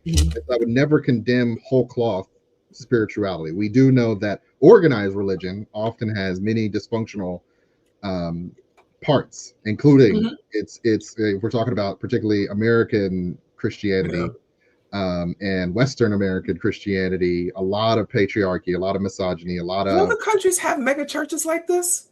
I mean, Africa, but also colonization. So I'm trying to think of like the Atlanta mega churches and things like that. Sort of I mean, Europe has cathedrals, but we American. I'm talking about American mega church. I'm saying we Americanized it. That's like something that's almost pretty uniquely American. Yeah, we Super Bowled it. Yes, we do everything bigger and better and better. But also, once again, Africa, by virtue of colonization and wanting to be America. Somebody said Nigeria has a lot of mega churches. Okay, they do. So we've outsourced it because that's what we do. We love to outsource an ideology. That's like our prime export. How do you stop someone from getting or not stop, but basically dissuade someone from getting professional mental health care because you lean on Jesus, right? You lean on God and you push that away. But when that person does something, the first thing you say, gotta be mental health. Gotta be his mental health. Well, you were just saying you acknowledged that he may have had some issues and you didn't think it was appropriate to give him help because he had Jesus. He had God. He didn't need the white people's interventions. Yeah. But now that's what you want to talk about. You want to talk about the white man's mental illness, right? I mean, once again, it's often the fact that when you hit the limit of what you understand, you turn to the most convenient example or piece of information. And so, mental health. Let's just leave it in that box and walk away because it's beyond my understanding. But up until then, it's like he's also he's an asshole. Isn't that a simple conclusion as well? But once again, do men confront each other men on being assholes? Once again, does patriarchy allow that? Or do we just go on and I overlook it because we play football together, so I ain't got to get into his business like that. Unfortunately. So it's once again, and I'm not going to condemn once again PK. I see the value that people find in their religious experiences, their Christianity, and so I see why they turn to that because it is a balm in a world that is unfair and people need something to turn to. But the fact that why can't we incorporate mental health in our understanding of ourselves as religious creatures and spiritual creatures? Because it is a part of us that we need to understand. But the way America's set it up, I mean, why would I make you be a good, whole, collectively, healthy person?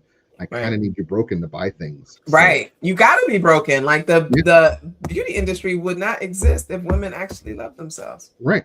And so I need the imperfect person because you keep buying stuff. Yeah. So you don't want to ruin the country, do you? Go ahead and buy things. Yeah, that's true. That's true. I mean, even therapy is technically buying friends. It's a whole thing, but whatever. Why you say that? Throw my industry under the bus. If we had healthier social bonds, you wouldn't. Absolutely. And here's the thing: when I would do treatment plans for people, like their overall treatment plans, what do you want to do? Of course, they incorporate pray more. There's nothing wrong with that. No, you know what I mean? That's being culturally proficient and accepting that a lot of people fold in prayer and meditation and such into their mental health practices, their self-care practices. So to dismiss that, it doesn't make a whole lot of sense. And if somebody says that they believe that the best way for them to stop shooting up heroin is to commit to going to church every weekend and finding people to do that, and that's the plan they want to work on for the next 3 months, you're not going to sit there and tell them, that that shit is not real, right? And you don't do that. You fold that in as part of their plan. So it has a role in that regard. But people have been doing it for thousands of years. There's a value to it.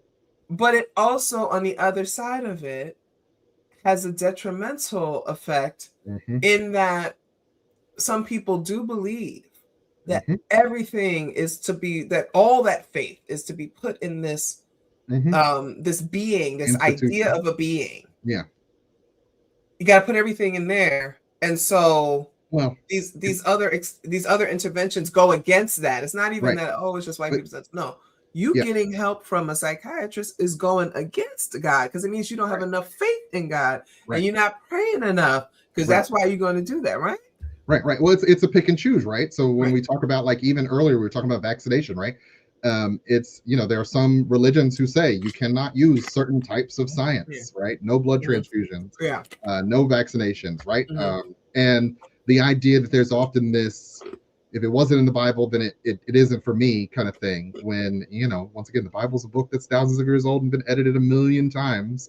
So maybe as we progress as a species, we incorporate some of these things that have been proven to work scientifically and that they are not in any way in opposition to your religious experience. They are how we function. And many people are not, you carry a cell phone in your pocket without knowing how it works. But when it comes to whether or not you should connect with a therapist for your depression. It's like, nah, I need to know exactly what his religious background is. Yeah. So I can trust him. And it's like, no, like maybe you should have the same faith you have in Tylenol, because you don't know. Right. So yeah, that's my soapbox. Love it, Dr. Howell, because you're so smart. And I love when people get to listen to you. You know, you and I, we did conferences together. We actually like, it has been a good year, Dr. Howell. It's been a year. You know, so I know how smart you are. I've gotten to spend time with you and like listen to you talk. So I would like you when you are able to wax poetic, especially because this is your shit, right? Yeah. So there is this, you know, I want you to speak a little on the kind of Mr. Me Too thing that some brothers have been experiencing, like what compels them to be, you know, to kind of do that. Like, you know, they talk about domestic violence and sexual assault against people, but against men, but only when women are talking about it. And it's like, well, on one hand, women are almost always talking about it. But in a situation like this, where there's like a lot of news coverage, it's a kind of a groundswell of things. Yeah, they will come and say, well, what about this story here? Y'all weren't talking about this. First of all, there's a good chance that the women were talking about it because we're the ones that pay attention to those things. We're the ones calling out. We condemn the female teachers. We do all of that stuff all the time. I'm like, y'all are the ones that don't talk about it, because you find out that like a high school teacher is, you know, involved with a minor. Y'all the ones that are in the comments like, oh, lucky him. Oh, I wish it was me. Oh, she can rape me. Oh, I wish my teacher looked like that. That's how seriously you take that. But then when we're all patriarchy, isn't it? Like, I can't turn down an opportunity to be sexually explicit because guys are watching. And if I don't do that, then I'm not being hetero enough, right? Yeah, exactly. That's considered a win. And I gotta sexualize. Yeah. Otherwise, I might be gay. I don't want to be gay. It's the women who are like, this is gross. This is, you know, what they say, wood chipper, right? And they're all like, I wish I had my, you know, so that's so cool. Y'all talk about it then, but then you'll bring up that same story when there's a groundswell of women talking about this. Well, what about this? Y'all don't care about this. This is wrong too. It's like, well, once again, I don't want to sit with the uncomfortable truths about what my gender might be doing out there. What that other brother is doing, it activates in me my own fears about what I could have done that was inappropriate, or what people like me do that are inappropriate. So rather than I'm going to deflect, I want to center myself and my discomfort in this conversation, and rather than focus on what's actually happening and what actually can be done about this problem, which I also feel like is a problem that's bigger than me, because my entire life I've been given this messaging about what it means to be a man and do I measure up. And so it's probably the women's fault. It's y'all's fault for bringing it up. And what about, rather than let's just sit down and solve the problem. I'd rather argue with you, because you sound like you act like you know stuff. Why you act like you know stuff? Just because you're a doctor, you got your degrees, and you think you know everything. No, but that's real. But I feel like it's being weaponized. This whole thing, I feel like the Mr. Me Tooism is kind of being weaponized. Absolutely. To silence women, right? To get us to stop talking about it, because I imagine, Dr. How have you, as a Black man who, you know, doesn't kill women and doesn't have like these violent intentions towards women. How do you feel hearing, you know, women now, like a lot of women say, I can't stand Black men. Oh my God, it's always why do they keep doing this? How does that feel? Like, let's talk about that for you. How do you feel as a Black man? So, I mean, it's another tragedy of the circumstance, right? Like, in the work I do, I work with Black women. I work with people who have been affected by violence. So I know much more intimately what the effects of these acts are on people that I care about.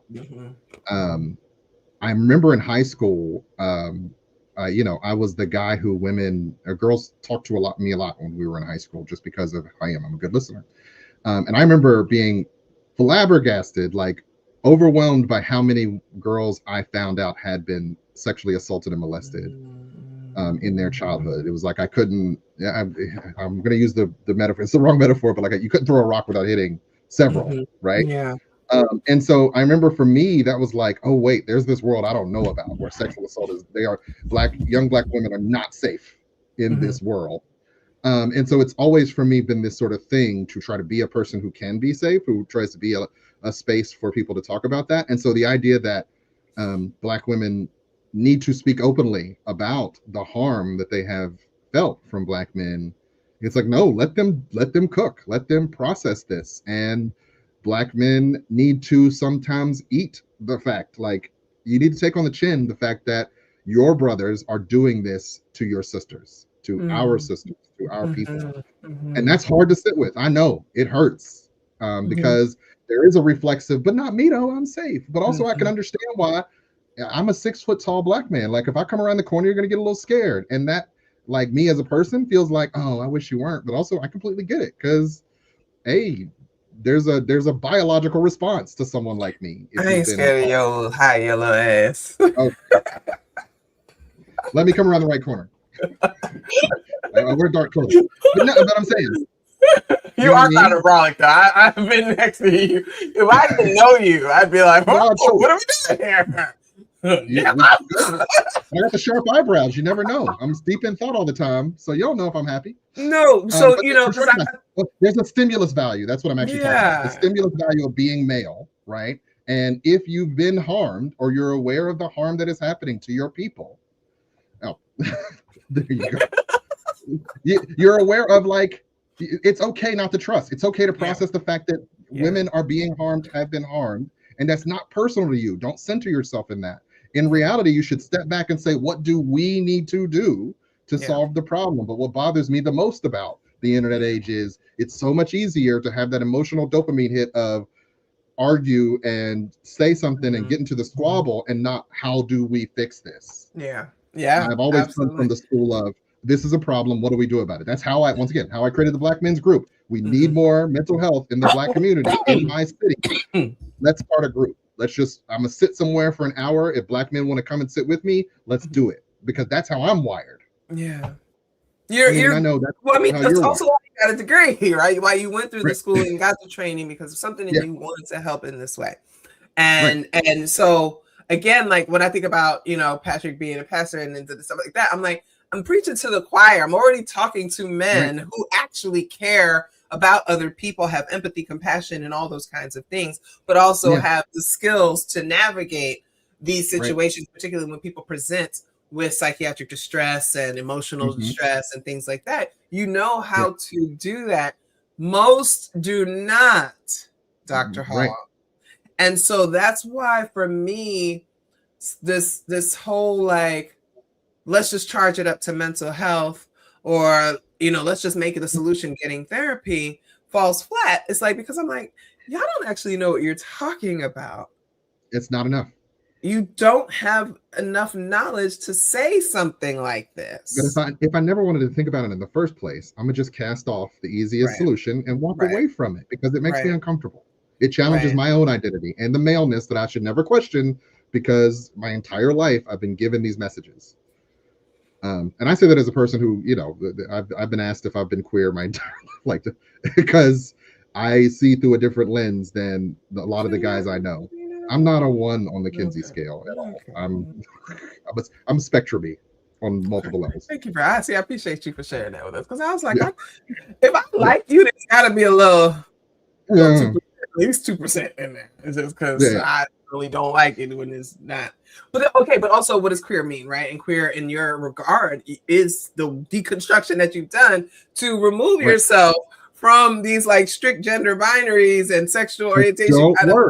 You don't think about it in those ways. So that is kind of queering how we think about masculinity and femininity and all the nonsense therein. There is something there, and it does take being as and queer as Bell Hooks defines, right? And thinking, not just about, your sexual orientation, but the way you are navigating this world and the changes that you have to make, the things you have to fight against, and the ways that you have to shift paradigms to get closer to liberation. And so I think that, go ahead. I'm sorry. I didn't mean to cut you off. we often, once again, if I don't want to have to think about the nuance, I don't want to think about the gray, that the gray is too ambivalent for me, like it's too ambiguous, then I'm just be like, nah, it's two boxes, male, female, straight, gay, and I don't fit. I fit in one box or the other. And there's a world, once again, white supremacy kind of requires as many delineations as possible. So I can put you in the box, so I can capitalize off of you. They have to be able to understand and capitalize. Yep. Yep. Because logical positivistic framework means it's just one truth, and we got to find that one truth and use it to exploit, maybe colonize, maybe. Let's talk about how, because we only got about 15 minutes left. Let's talk about how charging it to mental health is wildly dismissive of patriarchy, misogyny, sexism, and stuff, and what impact that has on the victims. And I'm not going to say women because they are also domestically abusing their male partners, the children, and stuff like that. But, you know, say more about how the harm that has on somebody who, on the people that have been on the receiving end of this, for people to just say it's mental health, because we know that when people say that, they're just kind of pushing it aside. It's this one crazy person here. It's not a systemic issue. It's not a larger global issue. It's just this one crazy person here. Can you say more, you know? It ultimately makes people more vulnerable to harm because we're not addressing how these issues unfold. We're not doing anything about it, right? We don't have a mental health system to address it en masse, right? But two, we don't have the support needed to change these attitudes and behaviors and belief systems in order to not continue to get these outcomes, which in our communities, we've been getting up. So here's the thing. There was a time where we were much more insulated from a lot of these outcomes. Like, I'm not saying domestic violence wasn't happening in our communities, but like the numbers were much lower. We're not doing, I mean, Black men are doing really we also never had this much exposure to white people. Right. So what we're seeing right now, these young people are we were actually talking about this a while ago. These young kids are actually exposed to more white people than we ever were. And on TikTok, following these TikToks of these white people, learning their cadence, learning their speech patterns. Notice that all the Black kids are all starting to sound like these white TikTokers. Like they're getting that from there. They're watching, they're streaming all these shows and stuff like that. That it's all white, all these white people, right? Yeah. Like there's just so much more exposure because of social media. They're talking to, you know, stuff like that. These young people have more exposure to white people. And I'm thinking, like, especially if you think the last 30 years, it's like that's starting to shape how they start acting. They start even more picking up the habits. Before they were forcing themselves on us, but now we're actually opting into modeling after them. Right. Because we're constantly inundated with them in a way that Gen X and boomers and stuff were not. Yeah, previous generations didn't have this much exposure. And I was actually thinking this the other day. Like, I know for a fact I've lived inside the white man's imagination my entire life. Like, it has shaped the imaginative landscape that I've had access to. And now that there is so much access via social media and whatnot, our children are now living even deeper in. And in a time where there is more representation in some spaces. Honestly, it's been, you know, they own BET now, so it's been flattened for at least the last 20 years. The last 10 years. And it's been an intentional cultural flattening too, right? And that's why we always talk about the 90s being like the most diverse decade in American history in terms of media, arts, literature, you know, all of that stuff. This is the truth. And after that, turn of the century, 9/11 brought in that we are all American. We need to all be American. We need to fight against foreigners. We need to fight against diversity. That's like really where it started in a lot of people's consciousness. And we haven't actually, like, we don't talk about that enough. And so from 2001 on, it's been this flattening. Yeah. And you got the Black president. So we don't need to talk about racism anymore, right?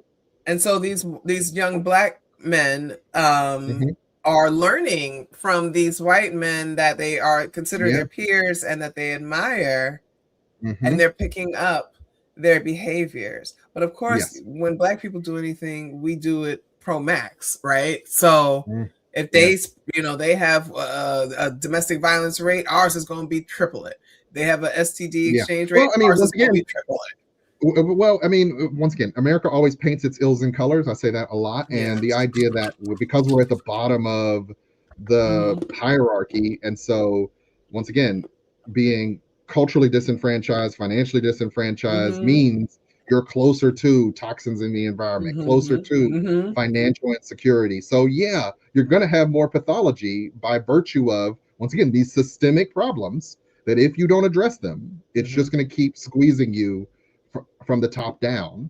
And so yeah, these problems, as we lose our cultural heritage, our cultural understanding, those things that used to safeguard us, then I've been stressing off of this for a minute now. I'm like, yo, this is a cultural flattening. We are losing so much, and you just nailed it. You just nailed it, Dr. Hart. Like, these were safeguards. You know when it really changed? When they started talking about cookout invites. Yeah. This kind of, this metaphorical, we are going to invite this person to the cookout because they can dance well.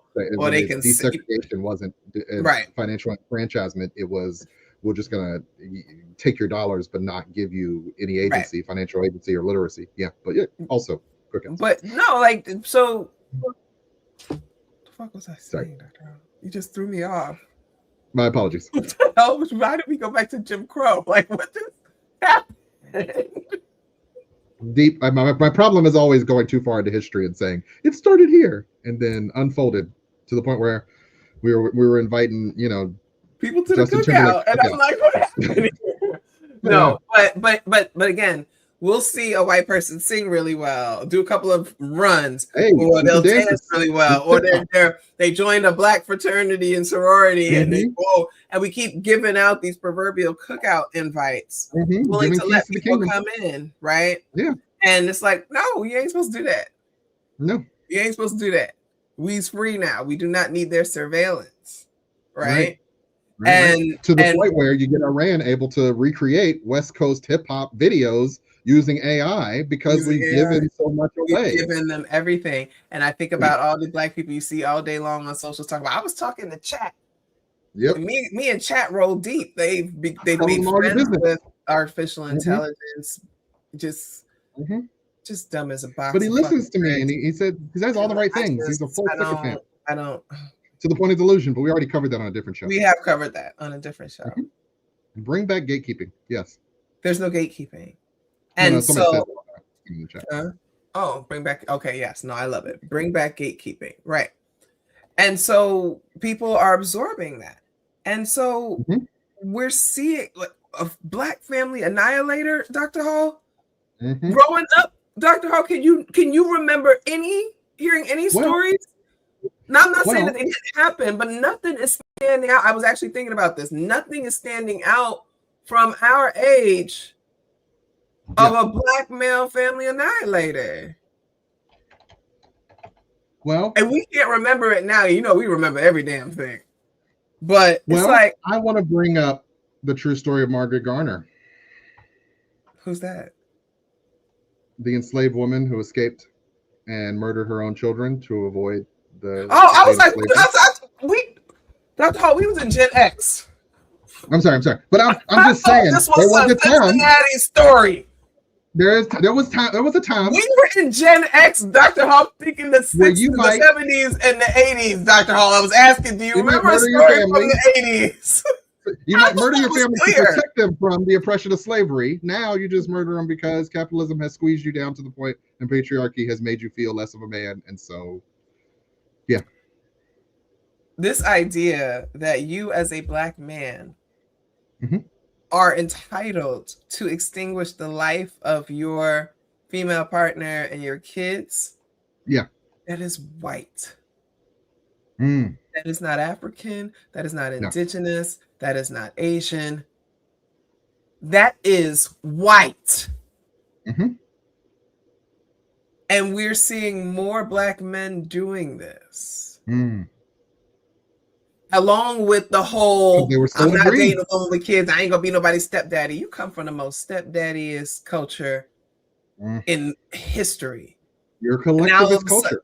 Like we're now all supposed of to be a raising sudden, everybody's supposed to kids. be We taking are care all of each other's kids. They're talking responsibility. about it takes a village. That's you being part of the village, my nigga. That's the village. Yeah. Protect this lady and her kids. Mm-hmm. That's what you're supposed to do. That's what we grew up with. Dr. Hall, how many of your friends had stepdaddies in the house? One official. That's not necessarily official either. But there was somebody who came in and was dusting that lady off and taking care of her kids. Yeah, paying the mortgage. Because that's what men were doing, especially I think also from our generation, having lost so many to the Vietnam War, there was kind of this collective understanding that the women were definitely outnumbering the men in terms of who had children, and that the women needed help. Because the men either died in Vietnam and left them with babies, or came home addicted to them drugs and wasn't doing nothing, or killed themselves, or whatever situation, is. We have a whole rash of women, mothers, hundreds of thousands, who need care. Now, fast forward to right now, and you got all these niggas that been hanging out with white boys. Well, drinking the white man's Kool-Aid. Drinking the white man's Kool-Aid, taking the white man's red pills. Playing Call of Duty with the white boys. Going to these mixed race high schools and stuff because their families moved them on up. No, they wanted the good education. Now they starting to, and then their mamas naming them white boy names. We ain't had a Jamal in a month of Sundays. Why did now you got to fuck your name is fucking Jaden or Connor? Or I saw a black family named their baby boy Connor, and I was just like, "Are you out your goddamn mind?" Yeah, Connor. Yeah. What the hell are you calling a little black boy Connor for? Yeah. I thought it was a nice name. Connor. Elliot. What the fuck is y'all doing? Again, and they get mad at me when I say there's nothing we love more than whiteness in this country. We strive for it every day. The relaxers have come back. The women are straightening everything for the last few years. Is straight hair, and contouring their noses to make them slimmer. Everything's now they that was the effect of the oh gosh, what are they called? Reality shows. That was the reality. Yeah, absolutely. And now everybody's super skinny. We just got through award season, and every red carpet, everybody's super skinny now. Like skeletal black women, right? Well, that's also Ozempic. But I know that's what I'm saying, though. Like they're striving for this. Fat phobia is rooted in anti-blackness. Yeah. Okay. We used to teach it in the psychology books that ideas about obesity and essentially thickness in black women are not held in the same way in the black community as they were always held in white communities. Like it was not a deterrent for pair bonding and mating, but not at all. Not at all. Until we started falling in love with whiteness and trauma bonding with our oppressors. That's an actual use of trauma bond. But you know what I'm saying? So that's also my concern. And I was actually just talking to somebody today, and I said, people want to get stuck on the man woman shit. I don't give too much to that, Dr. Hall. I go to white supremacy. I go to white supremacy. That's where I go to. Amongst themselves, they're not going to get together and change the systems. Right, but I'm like, for me, I'm always looking for the source. I'm like, the source of all of this friction is the white supremacy. It's you buying into these ideas of femininity and masculinity and patriarchy and submission and what is a wife and what is a husband and what are the you fall into all of this Western European ways of being. Yeah. And so it's not surprising then that we're seeing more black men commit the whitest acts of violence against black women and children and gender expansive people. I mean, particularly if you frame it next to black women have made significant advancements in education within their community, within careers, right? Up until, somebody rolled into the office and started firing everybody. But prior to that, black women were doing great, making a lot of money. So a lot of men raised on misogyny are going to feel disenfranchised and left behind by these black women, and by proxy angry and ready to set off because you know, you're feeling like less and less of what this thing society has told you your entire life you're supposed to be. You are suddenly not the breadwinner. You are suddenly not the person in charge, and you should be in charge. Even though, once again, the Black community, we were not a patriarchal community. African matriarchy is right there. If you go to the journals and look it up, my shit comes up first. Come up before shake out the joke. Okay. Yeah. African matriarchy is right there. Women have always been the center of the community, always revered, always loved. The women and the mothers are considered the bearers of cultures. We are the ones that pass down our cultural practices and our traditions and things like that. This daddy legitimizing things, I write about it in my dissertation, go read it, but it is a very European patriarchal concept that has been forced onto us. And the reason why we strive for it so much, Dr. Hall, is because the enslavers wrote into the law that a child's status as free or enslaved was what their mama was. And they used our matrilineal ways. They used our matriarchal ways to keep us in bondage and create that tension. There's financial reasons for that. I mean, well, yes, of course. But I mean, if you're the pappy and you'd have to be responsible as an enslaver, yes, I mean, I know that. But that's what I'm saying is that they weaponized this thing we were already gonna do, right? Pass our culture down through the women, and they codified it into laws like, well, we can use your bodies however we want. We're gonna make you responsible for this, but also psychologically create generations of resentment towards the Black maternal, right? And gonna hold that Black maternal captive, right? Shout out to Joy James. Gonna hold that Black maternal captive, right? As a labor producer. And we're gonna vilify that Black maternal and get you to hate her for making you a slave. And now I always say, I say, you hear me say this all the time, Dr. Haas said, a lot of Black men are carrying deep resentment towards their mothers for making them Black. And the darker their skin or what have you, the worse it is. How dare you make me Black in a world that despises me being Black? This is your fault. The police have roughed me up every day for a week after school. This is your fault. You made me like this. And I'm not going to do this to my kids. So I'm going to get a white girl. And I'm going to have baby. Come on, rock me. You know I'm not lying, Dr. I'm going to have babies with white women. I'm not necessarily going to take care of them, but I'm going to have the babies with them. And they're going to be lighter than me. And they're not going to go through what you put me through by birthing me. I can never love a Black woman because all I'm going to see is you and you making me Black. I'm also drinking a steady diet of stereotypes about Black women. Exactly. So that make me and I'm not going to procreate with another Black woman who's going to produce another Black man. Absolutely not. I cannot love a woman like that. So no, I'm gonna get the white girl, the Spanish girl, you know, whatever. Asian woman. I'm gonna have a baby that has half a chance in this world. I'm gonna have a baby that's gonna have half a chance in this world. Right? And that's why I was thinking about this, because I was just like, this man had all these babies with 2 dark-skinned, heavy-set women, Black women, monoracial Black, and produced a whole slew of children that are going to face issues with colorism and stuff in the world, things like that. How much of that was his own, like, one, internalized self-hatred, but also the resentment he had towards his mama for dumping him off and choosing crack over him. You understand? Like, that man had a deep mother wound. And she said that they had reconciled 10 years ago. Well, 10 years ago was around the time we started having these babies. Something there. Getting healing, like Nick Cannon, he admitted to it, getting healing through having all these babies. Having children, putting these babies. Trying to be in the world through making people. It's a whole, it's weird, it's wrong.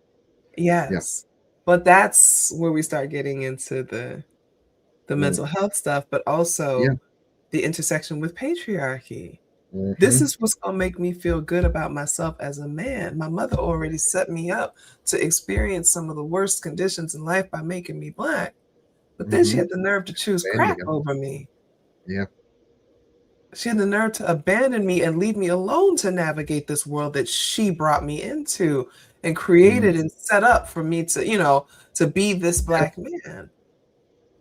And so I get with these women, and now I'm able to prove that I'm not worthless. I'm not useless. I can make babies. Until the check comes due. Right. Now they need stuff. You can make them, but they be needing stuff. I need babies to make me feel like I'm here in this world. If I were to die tomorrow, because I'm very reckless according to my criminal history, at least I've left a legacy that's beyond me. Right? Until I get so fed up that I decide to erase it all in one day. Well, no, because she was going to leave. And it took me 10 years. It took me 10 years to get her to marry me, or 9 years to get her to actually marry me, so I could legitimately have a wife. And it took that long because she had to forgive me for having 2 babies alongside her 2 babies. And so I finally get her to marry me. And we're supposed to be celebrating 2 years of marriage and our babies. But then I went and had some more with the other lady. Oh, I'm sorry. I didn't mean to do that. I mean, tripped and fell. And then she decides to leave. How dare you? How dare you? First of all, how dare you? Yeah. Because I can't actually afford these kids, so I can claim them, but I can't really afford them. But expensive. I can claim you. You are my wife. Ownership. Yeah. You are my wife. At least I got that.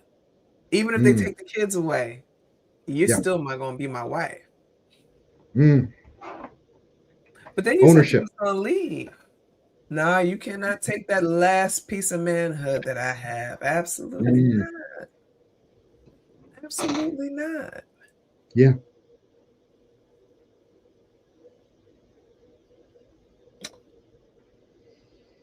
They said he expressed suicidal ideation before.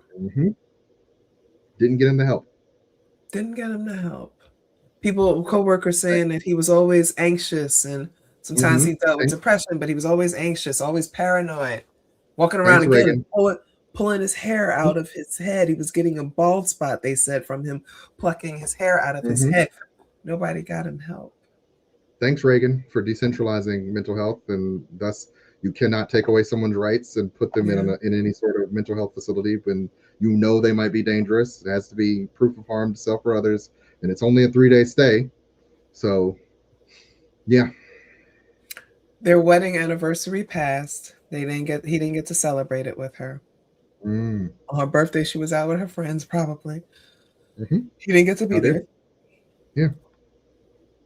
And then she decides, in this Aries birthday, I'm choosing myself finally.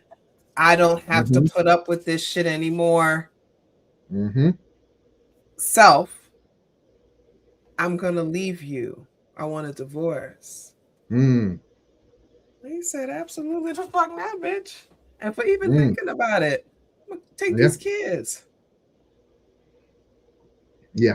Because if I get rid of you, then I would have to take care of all these kids. If I just shoot the 2 of y'all, then I'm stuck with all the kids. Or they're going to be dispersed among this whatever. But nah, we're not separating the kids. No, we're not doing it. We're not putting them in the system so they end up like me. We're not allowing the kids to be spread amongst family and they end up like me. You're not taking my kids from me. Yeah. Yeah. Now, my guess, because I think like this, and I am the co-host of Black Girl Missing, This Is What We Do. I think those women got together and talked about stuff, and then she realized that he's still dealing with this woman that he probably told her it was not an issue anymore, blah, blah, blah. And I think that led to them being like, yeah, we done with you. And he was like, no, y'all not. Y'all are really all I got. I can't have you, nobody can. You're not giving nobody else my reward, my gift, my manhood. No. I'm taking you all out. Yeah. Dr. Hall, how much is that? How much of that is mental health issues and how much of that is patriarchy and misogyny? It's the intersection of all of it. And then just enough like toxicity or whatever to make it manifest in a horrific crime.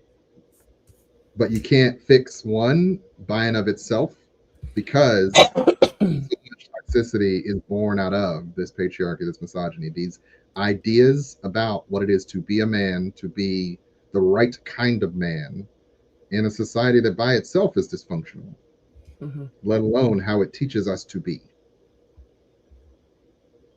And we often, part of the problem is we often feel so helpless to systems that we act as if nothing can be done about them when humans build the systems. Yep. And it's weird, you know, and you and I have had this conversation offline or maybe even online, I don't remember. But like people forget, like, you know, people like yourself who, you know, go out and start movements, people like me who start groups. It's like there are within society these visionaries who go, oh, it doesn't have to be like this. We could just this is what we can do.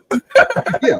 And then everybody else is like, well, but I mean, it goes back to sort of the why do people argue with Feminista Jones online? How dare you tell us what to do? Yeah. How dare you see past what we see as even possible? I'd rather be mad at you than to think about the system that got us here in the first place and actually do something about it.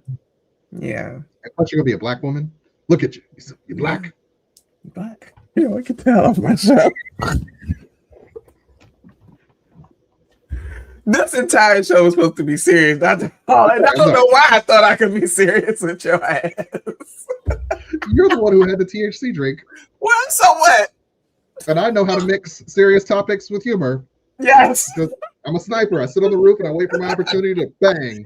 It's the Aries Scorpio thing. I'm telling you, we're Martians. It's like we just kind of get each other. It's very twin flamey. You never know. Just and then, you didn't know I was there. I was there the whole time. I did that before I came to the room. Yeah. And what kills me sometimes is that you and I only wants to get the cultural references. We're the only one getting it. Yeah. People be getting it. I watch it in the chat. People are like, I got that reference. And I'm like, there you go. I'm subtle with mine. But yeah, I think I kind of want to leave it there because there's another guest I'd like to bring on where I talk about like the traumatic impact on the kids and kind of like what that means, or like, you know, what happens when, like, you know, think of Justin Fairfax kids, right? Why didn't he kill them too? Right. He already knew he was going to kill himself. Why didn't he kill them too? He left them alive. What is he leaving them to? Like the therapist in me is like, what is he leaving them to? To suffer, because he did not like those kids. Like they chose her. They had chosen her, and he, you know, I think that he was. Because you're an asshole. Like your kids will choose you. He's been an asshole for a long time, but I think he felt abandoned by his own kids. Again, we're going back to the legacy issue. We're going back to the assets, the possessions. So he already lost his kids from being a rapist, an alleged rapist, right? And they already and this is happening coming of age too, and for destroying the family, and for not doing shit as a person. Like your kids know. And then being kind of stuck there in the pandemic because these allegations. I remember when they came out in 2019. So it's like, but we also know that there was other stuff going on in the home, because why would you install cameras in the home if there were not other issues, right? Right. So think about what they were exposed to. But anyway, like I'm thinking about a lot of that, and I want to be able to unpack that. Hopefully, my guest, will pull up and be able to do that. But I think that this is all. There's so many aspects to this. Right. This discourse that's happening right now, like what people are saying and thinking and offering and extracting and stuff. And it's like there's so many sides to it. And so I'm happy to bring in folks like yourself to kind of like let's talk about this whole. We got to focus on Black men's mental health. I think, Dr. Hall, and this will be my final thought about this, is that it's not about accountability. It helps them escape accountability, because if it's mental health, then they could easily say, I'm not a therapist. I'm not a professional. I can't help a guy who's it's somebody got these else's issues. problem. It's somebody else's thing. It's not my fault if he does this because it's a mental health issue. Whereas when you say it's patriarchy, it's misogyny, then you got to be like, then you got to be like, you know what? I saw when he posted on Facebook that he wished he had his children with another woman, but I thought that was funny. I didn't say nothing. Yeah. Your friend thinks it's funny. So that was right there. Yeah. Yeah. And nobody, I'm like, that's not funny. But the thing is, like, we'll laugh at stuff. We'll laugh at stuff like that. We'll laugh at those prank videos on TikTok of men breaking their wives' necks. People will laugh and think that shit is funny. It's like, it's not. The signs are often there. Yeah. In a world where interpersonal violence is such a thing, or like intimate partner violence is such a thing, these things aren't as funny as they want to make them out to be. Not that I will say there should be spaces for you to vent frustration, anger, whatever at your partner, but violence is violence. Yeah. And like, what are we doing? Yeah. And I'm just doing it for the likes. We're just doing it for the likes. And it makes me uncomfortable. So I'll do a thing that really, like, I got to be provocative, get the people going. It just allows people to distance themselves from having any responsibility at all. And that's like with all the fraternity guys, coming forward. He was such a great guy. I was like, oh, because you're in a fraternity, so you've got to posture and let people know he wasn't bad to me. He was great to me. Which is crazy. Right. Like he was fine with me. Like, but all in like, it's almost like a memo went out and was like, if you got any pictures of Brother Fairfax, make sure that you post them. Right. Or something, because they all started pouring out at the same time, and I'm like, "What the hell is happening here?" Right, which this is man like just killed his wife. I didn't understand that as a man. Once again, and I said it on my my own threads. Like I knew a guy. I found out a friend of mine from high school, close guy. We were close. We had a lot of deep conversations. Murdered his girlfriend and himself, and did not immediately start posting pictures of us together because he committed an atrocity. Like, what are you doing? How do you separate yourself mentally from atrocity when you co-sign a picture of us smiling together? Nah, bro, I ain't associated with that. Right. That's that bullshit. Right. He killed someone. Yeah, I'm not going to be posting pictures. And they wouldn't even mention her name. Like they didn't even say her name. Like he was like, "Rest in peace, Justin Fairfax. My heart is broken. I met the brother. Oh my God, he's gone." Nothing even about his wife. I could not understand the cognitive dissonance you have to do. But Dr. Hall, that's exactly what we're talking about. Like, that's not mental health. That is patriarchy. That is misogyny. To make a post like that and completely erase this woman's name, that is a hatred of women, period. And all of them have been cop and pleas after. It's like, no. That is hatred of women. That you can even make a post. Examining your ideas around women. You can make a post saying "Rest in peace" to him, right, and not to his wife whom he killed. Right. That's straight up like textbook misogyny, Dr. Hall. It may be a post of like, I hope his children are okay. Maybe like if you got to say something. Like, the post you smiling with, old boy, what are you doing? You putting your reputation on the line for that, bro? Like, what are we doing? Again, the bro code doesn't give a shit about that. Of course, they're willing to put their reputation on the line. These dudes, the pledging that they go through together and the things that we know that they do when they're pledging with each other, them niggas is bonded for life. Okay. And they also said like the alleged assaults that happened when he was in Duke, they said took place in the house. In the house, the fraternity house. Yeah. So he'd been protected by them since even undergrad. Yeah. And so now that he's governor, they've been covering for him and protecting him the whole time. His entire life. Yeah. So even in death, they come forward. That's their fraternity brother. They have to protect him even in death. Even if it means erasing this woman. Even if it means completely erasing this woman, erasing these kids, and just acting like he got into a car accident. Yeah. No. And shout out to the brothers I saw that are part of his fraternity who were speaking up like, hell no. Right. No. I'm not claiming him. That is not good. Like no. Yeah. We are not accepting this. We're not making excuses for this. We're not talking mental health. This is misogyny. This is patriarchy. This is violence against women. This is black femicide. We are not aligning ourselves with that. Right. And it's just ridiculous. And I'm just like, all right. Yeah, no, I don't get it. I don't get it. But anyway, Dr. Hall, we've been here over 2 hours. We got to go. 2 hours and 19 minutes. But I appreciate you so very much for coming. You know, we always appreciate having you here on Today Tuesday, helping us unpack this a little bit more. I would say I'm going to pull some clips, but we lost so much. We had some good points going, and then it just. I mean, maybe. I think they're with us. We'll see. They said great discussion. Okay. Yeah, it was a rich discussion. Very, very rich. Oh my God! You said I saw a guy on Instagram say today that the guy who killed his children in Sunday should have just killed the mama. He saw nothing wrong with that. Yeah, that's the other thing, is that they don't see anything wrong with killing the mother, because she was going to leave him. If she didn't want to die, she shouldn't have left him. You know. That's on her. So, how dare you? How dare you take his? How dare you try to leave him? Which is crazy. Yeah, I appreciate you, Dr. Hall. Thanks for having me. Have a good evening. You too. All right, bye. Thank you, everybody, for coming out. I know we had a long show, so these things are getting longer, but we have to talk about these things. And I'm honored to be able to have Dr. Hall, who is a clinical psychologist. He is a Black male clinical psychologist with a PhD from an R1 university, who has his own business, is one of the few hundred Black men in the United States that runs his own private practice where he provides therapy to people. He employs several people. Remember, it's psychworksllc.com. You can follow them online, at PsychWorks Clinic.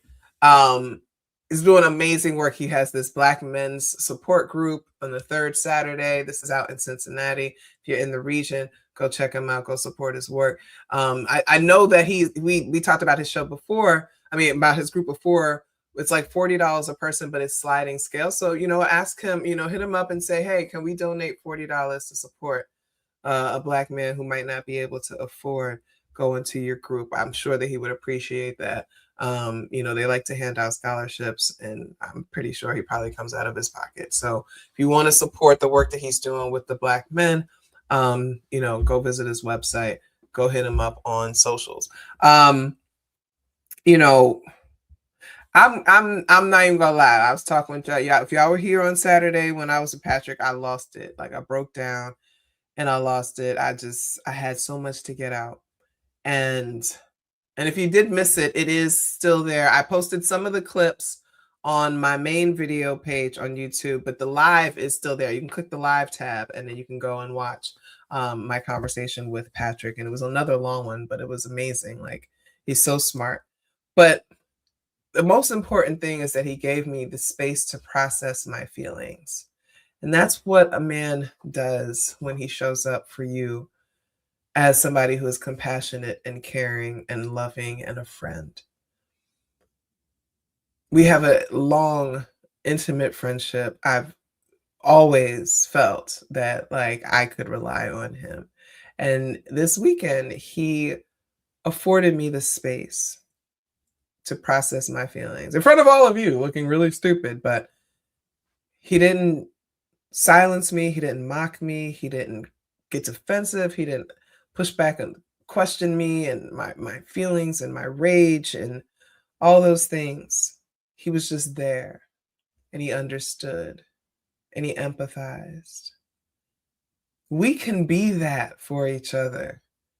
We absolutely can. And as I said, the past few days, all I've been talking to is the brothers in my life that are just like that.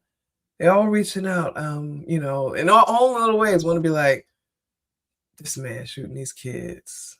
That's their way of checking on me. Or, how are you holding up? Because they all know that this stuff affects me. We can be that, y'all. We don't always have to be sleeping with people. We can have friendships. We can build community. We can be in community with each other. We can be the village together. We can hold each other up. But one of the things that Patrick said that stood out to me, he said, you know, Black men have to be willing to enter into other people's worlds. They're so used to being isolated and fending for themselves and feeling locked away that they don't even understand how important it is to just step into a woman's role, for example, or her world. Walk through her door. See what is important to her. See what matters in her life. See what stresses her. See what brings her joy. And find your way to be in that space with her. I think most of our relationships that we have across genders are stuck in a space of fear, hundreds, centuries of fear. So I'm not mad at people for that. I understand it fully. I just also believe we can get on the other side of that. If we don't, we will eradicate ourselves. And we cannot let them win in that way. I am nothing without brothers. I am because we are. Ubuntu, I feel that deeply inside of me. I am nothing without brothers. I call them brothers because that's what we are. We are family. We are a family that's supposed to be bound against everything that they've been tossing onto us, everything they threw at our ancestors, hundreds of years of enslavement, of social restrictions and limitation and unfair representation, discrimination, all these things that they threw at the people before us. We are supposed to be the ones that get it right. We're supposed to be the ones that come together. We're supposed to be the ones that show that love for each other will actually win. And we were getting there. You guys remember the 90s, we were getting there. We had some wayward bastards, but you know, we were getting there. We can get there again. We can get towards that again. And that's what I'm holding space for. That's what I want to believe. I want to believe we will win this fight against white tyranny and the psychological warfare of white supremacy on our interpersonal relationships and our intraracial and intergender relationships. I believe that we will escape from the shackles that are holding us back and pitting us against each other like we're some goddamn gladiators. Our love for each other has to be stronger than their hatred of us. We have to stop trying to be them. We have to stop aspiring towards whiteness. We have to stop believing the white man's ice is colder. We have to believe we are just as beautiful as we've ever been throughout history and time. Just the way we are. We have to believe that we are not enemies. The only enemy we have is white supremacy and the fabrication of that nonsensical idea. We are the original people. We are the greatest. But if we don't come together soon, we're not going to survive this. I've spent the last few days having so many broken Black men come at me angry because I'm just like, yeah, no, fuck this. We're not doing this. I'm not having a conversation with you. You're not smart enough to have this conversation with me. You have to read more. You have to learn more. But I'm not the one to do it. You can't pick a fight with me just so that you have an opportunity to learn. Shout out to my friend Nikki who dropped that theory on me and I haven't forgotten it. She said that men pick arguments and argumentative debates with women as a way of learning from them because they don't want to risk asking for help and asking women to educate them. So instead they pick fights to extract knowledge from us. I refuse to do that. And that's what they've been trying to get me to do for the last few days. Why won't you answer the question? Oh, all you're responding with is memes because you don't know what you're talking about. You're right, I don't know what I'm talking about. I was supposed to respond agitated and say, well, this, and this. Because that's what they would have learned from. They would have been able to get the knowledge that I had. Nope, not doing it. Somebody else will. I've definitely seen some more gentle people on my feeds.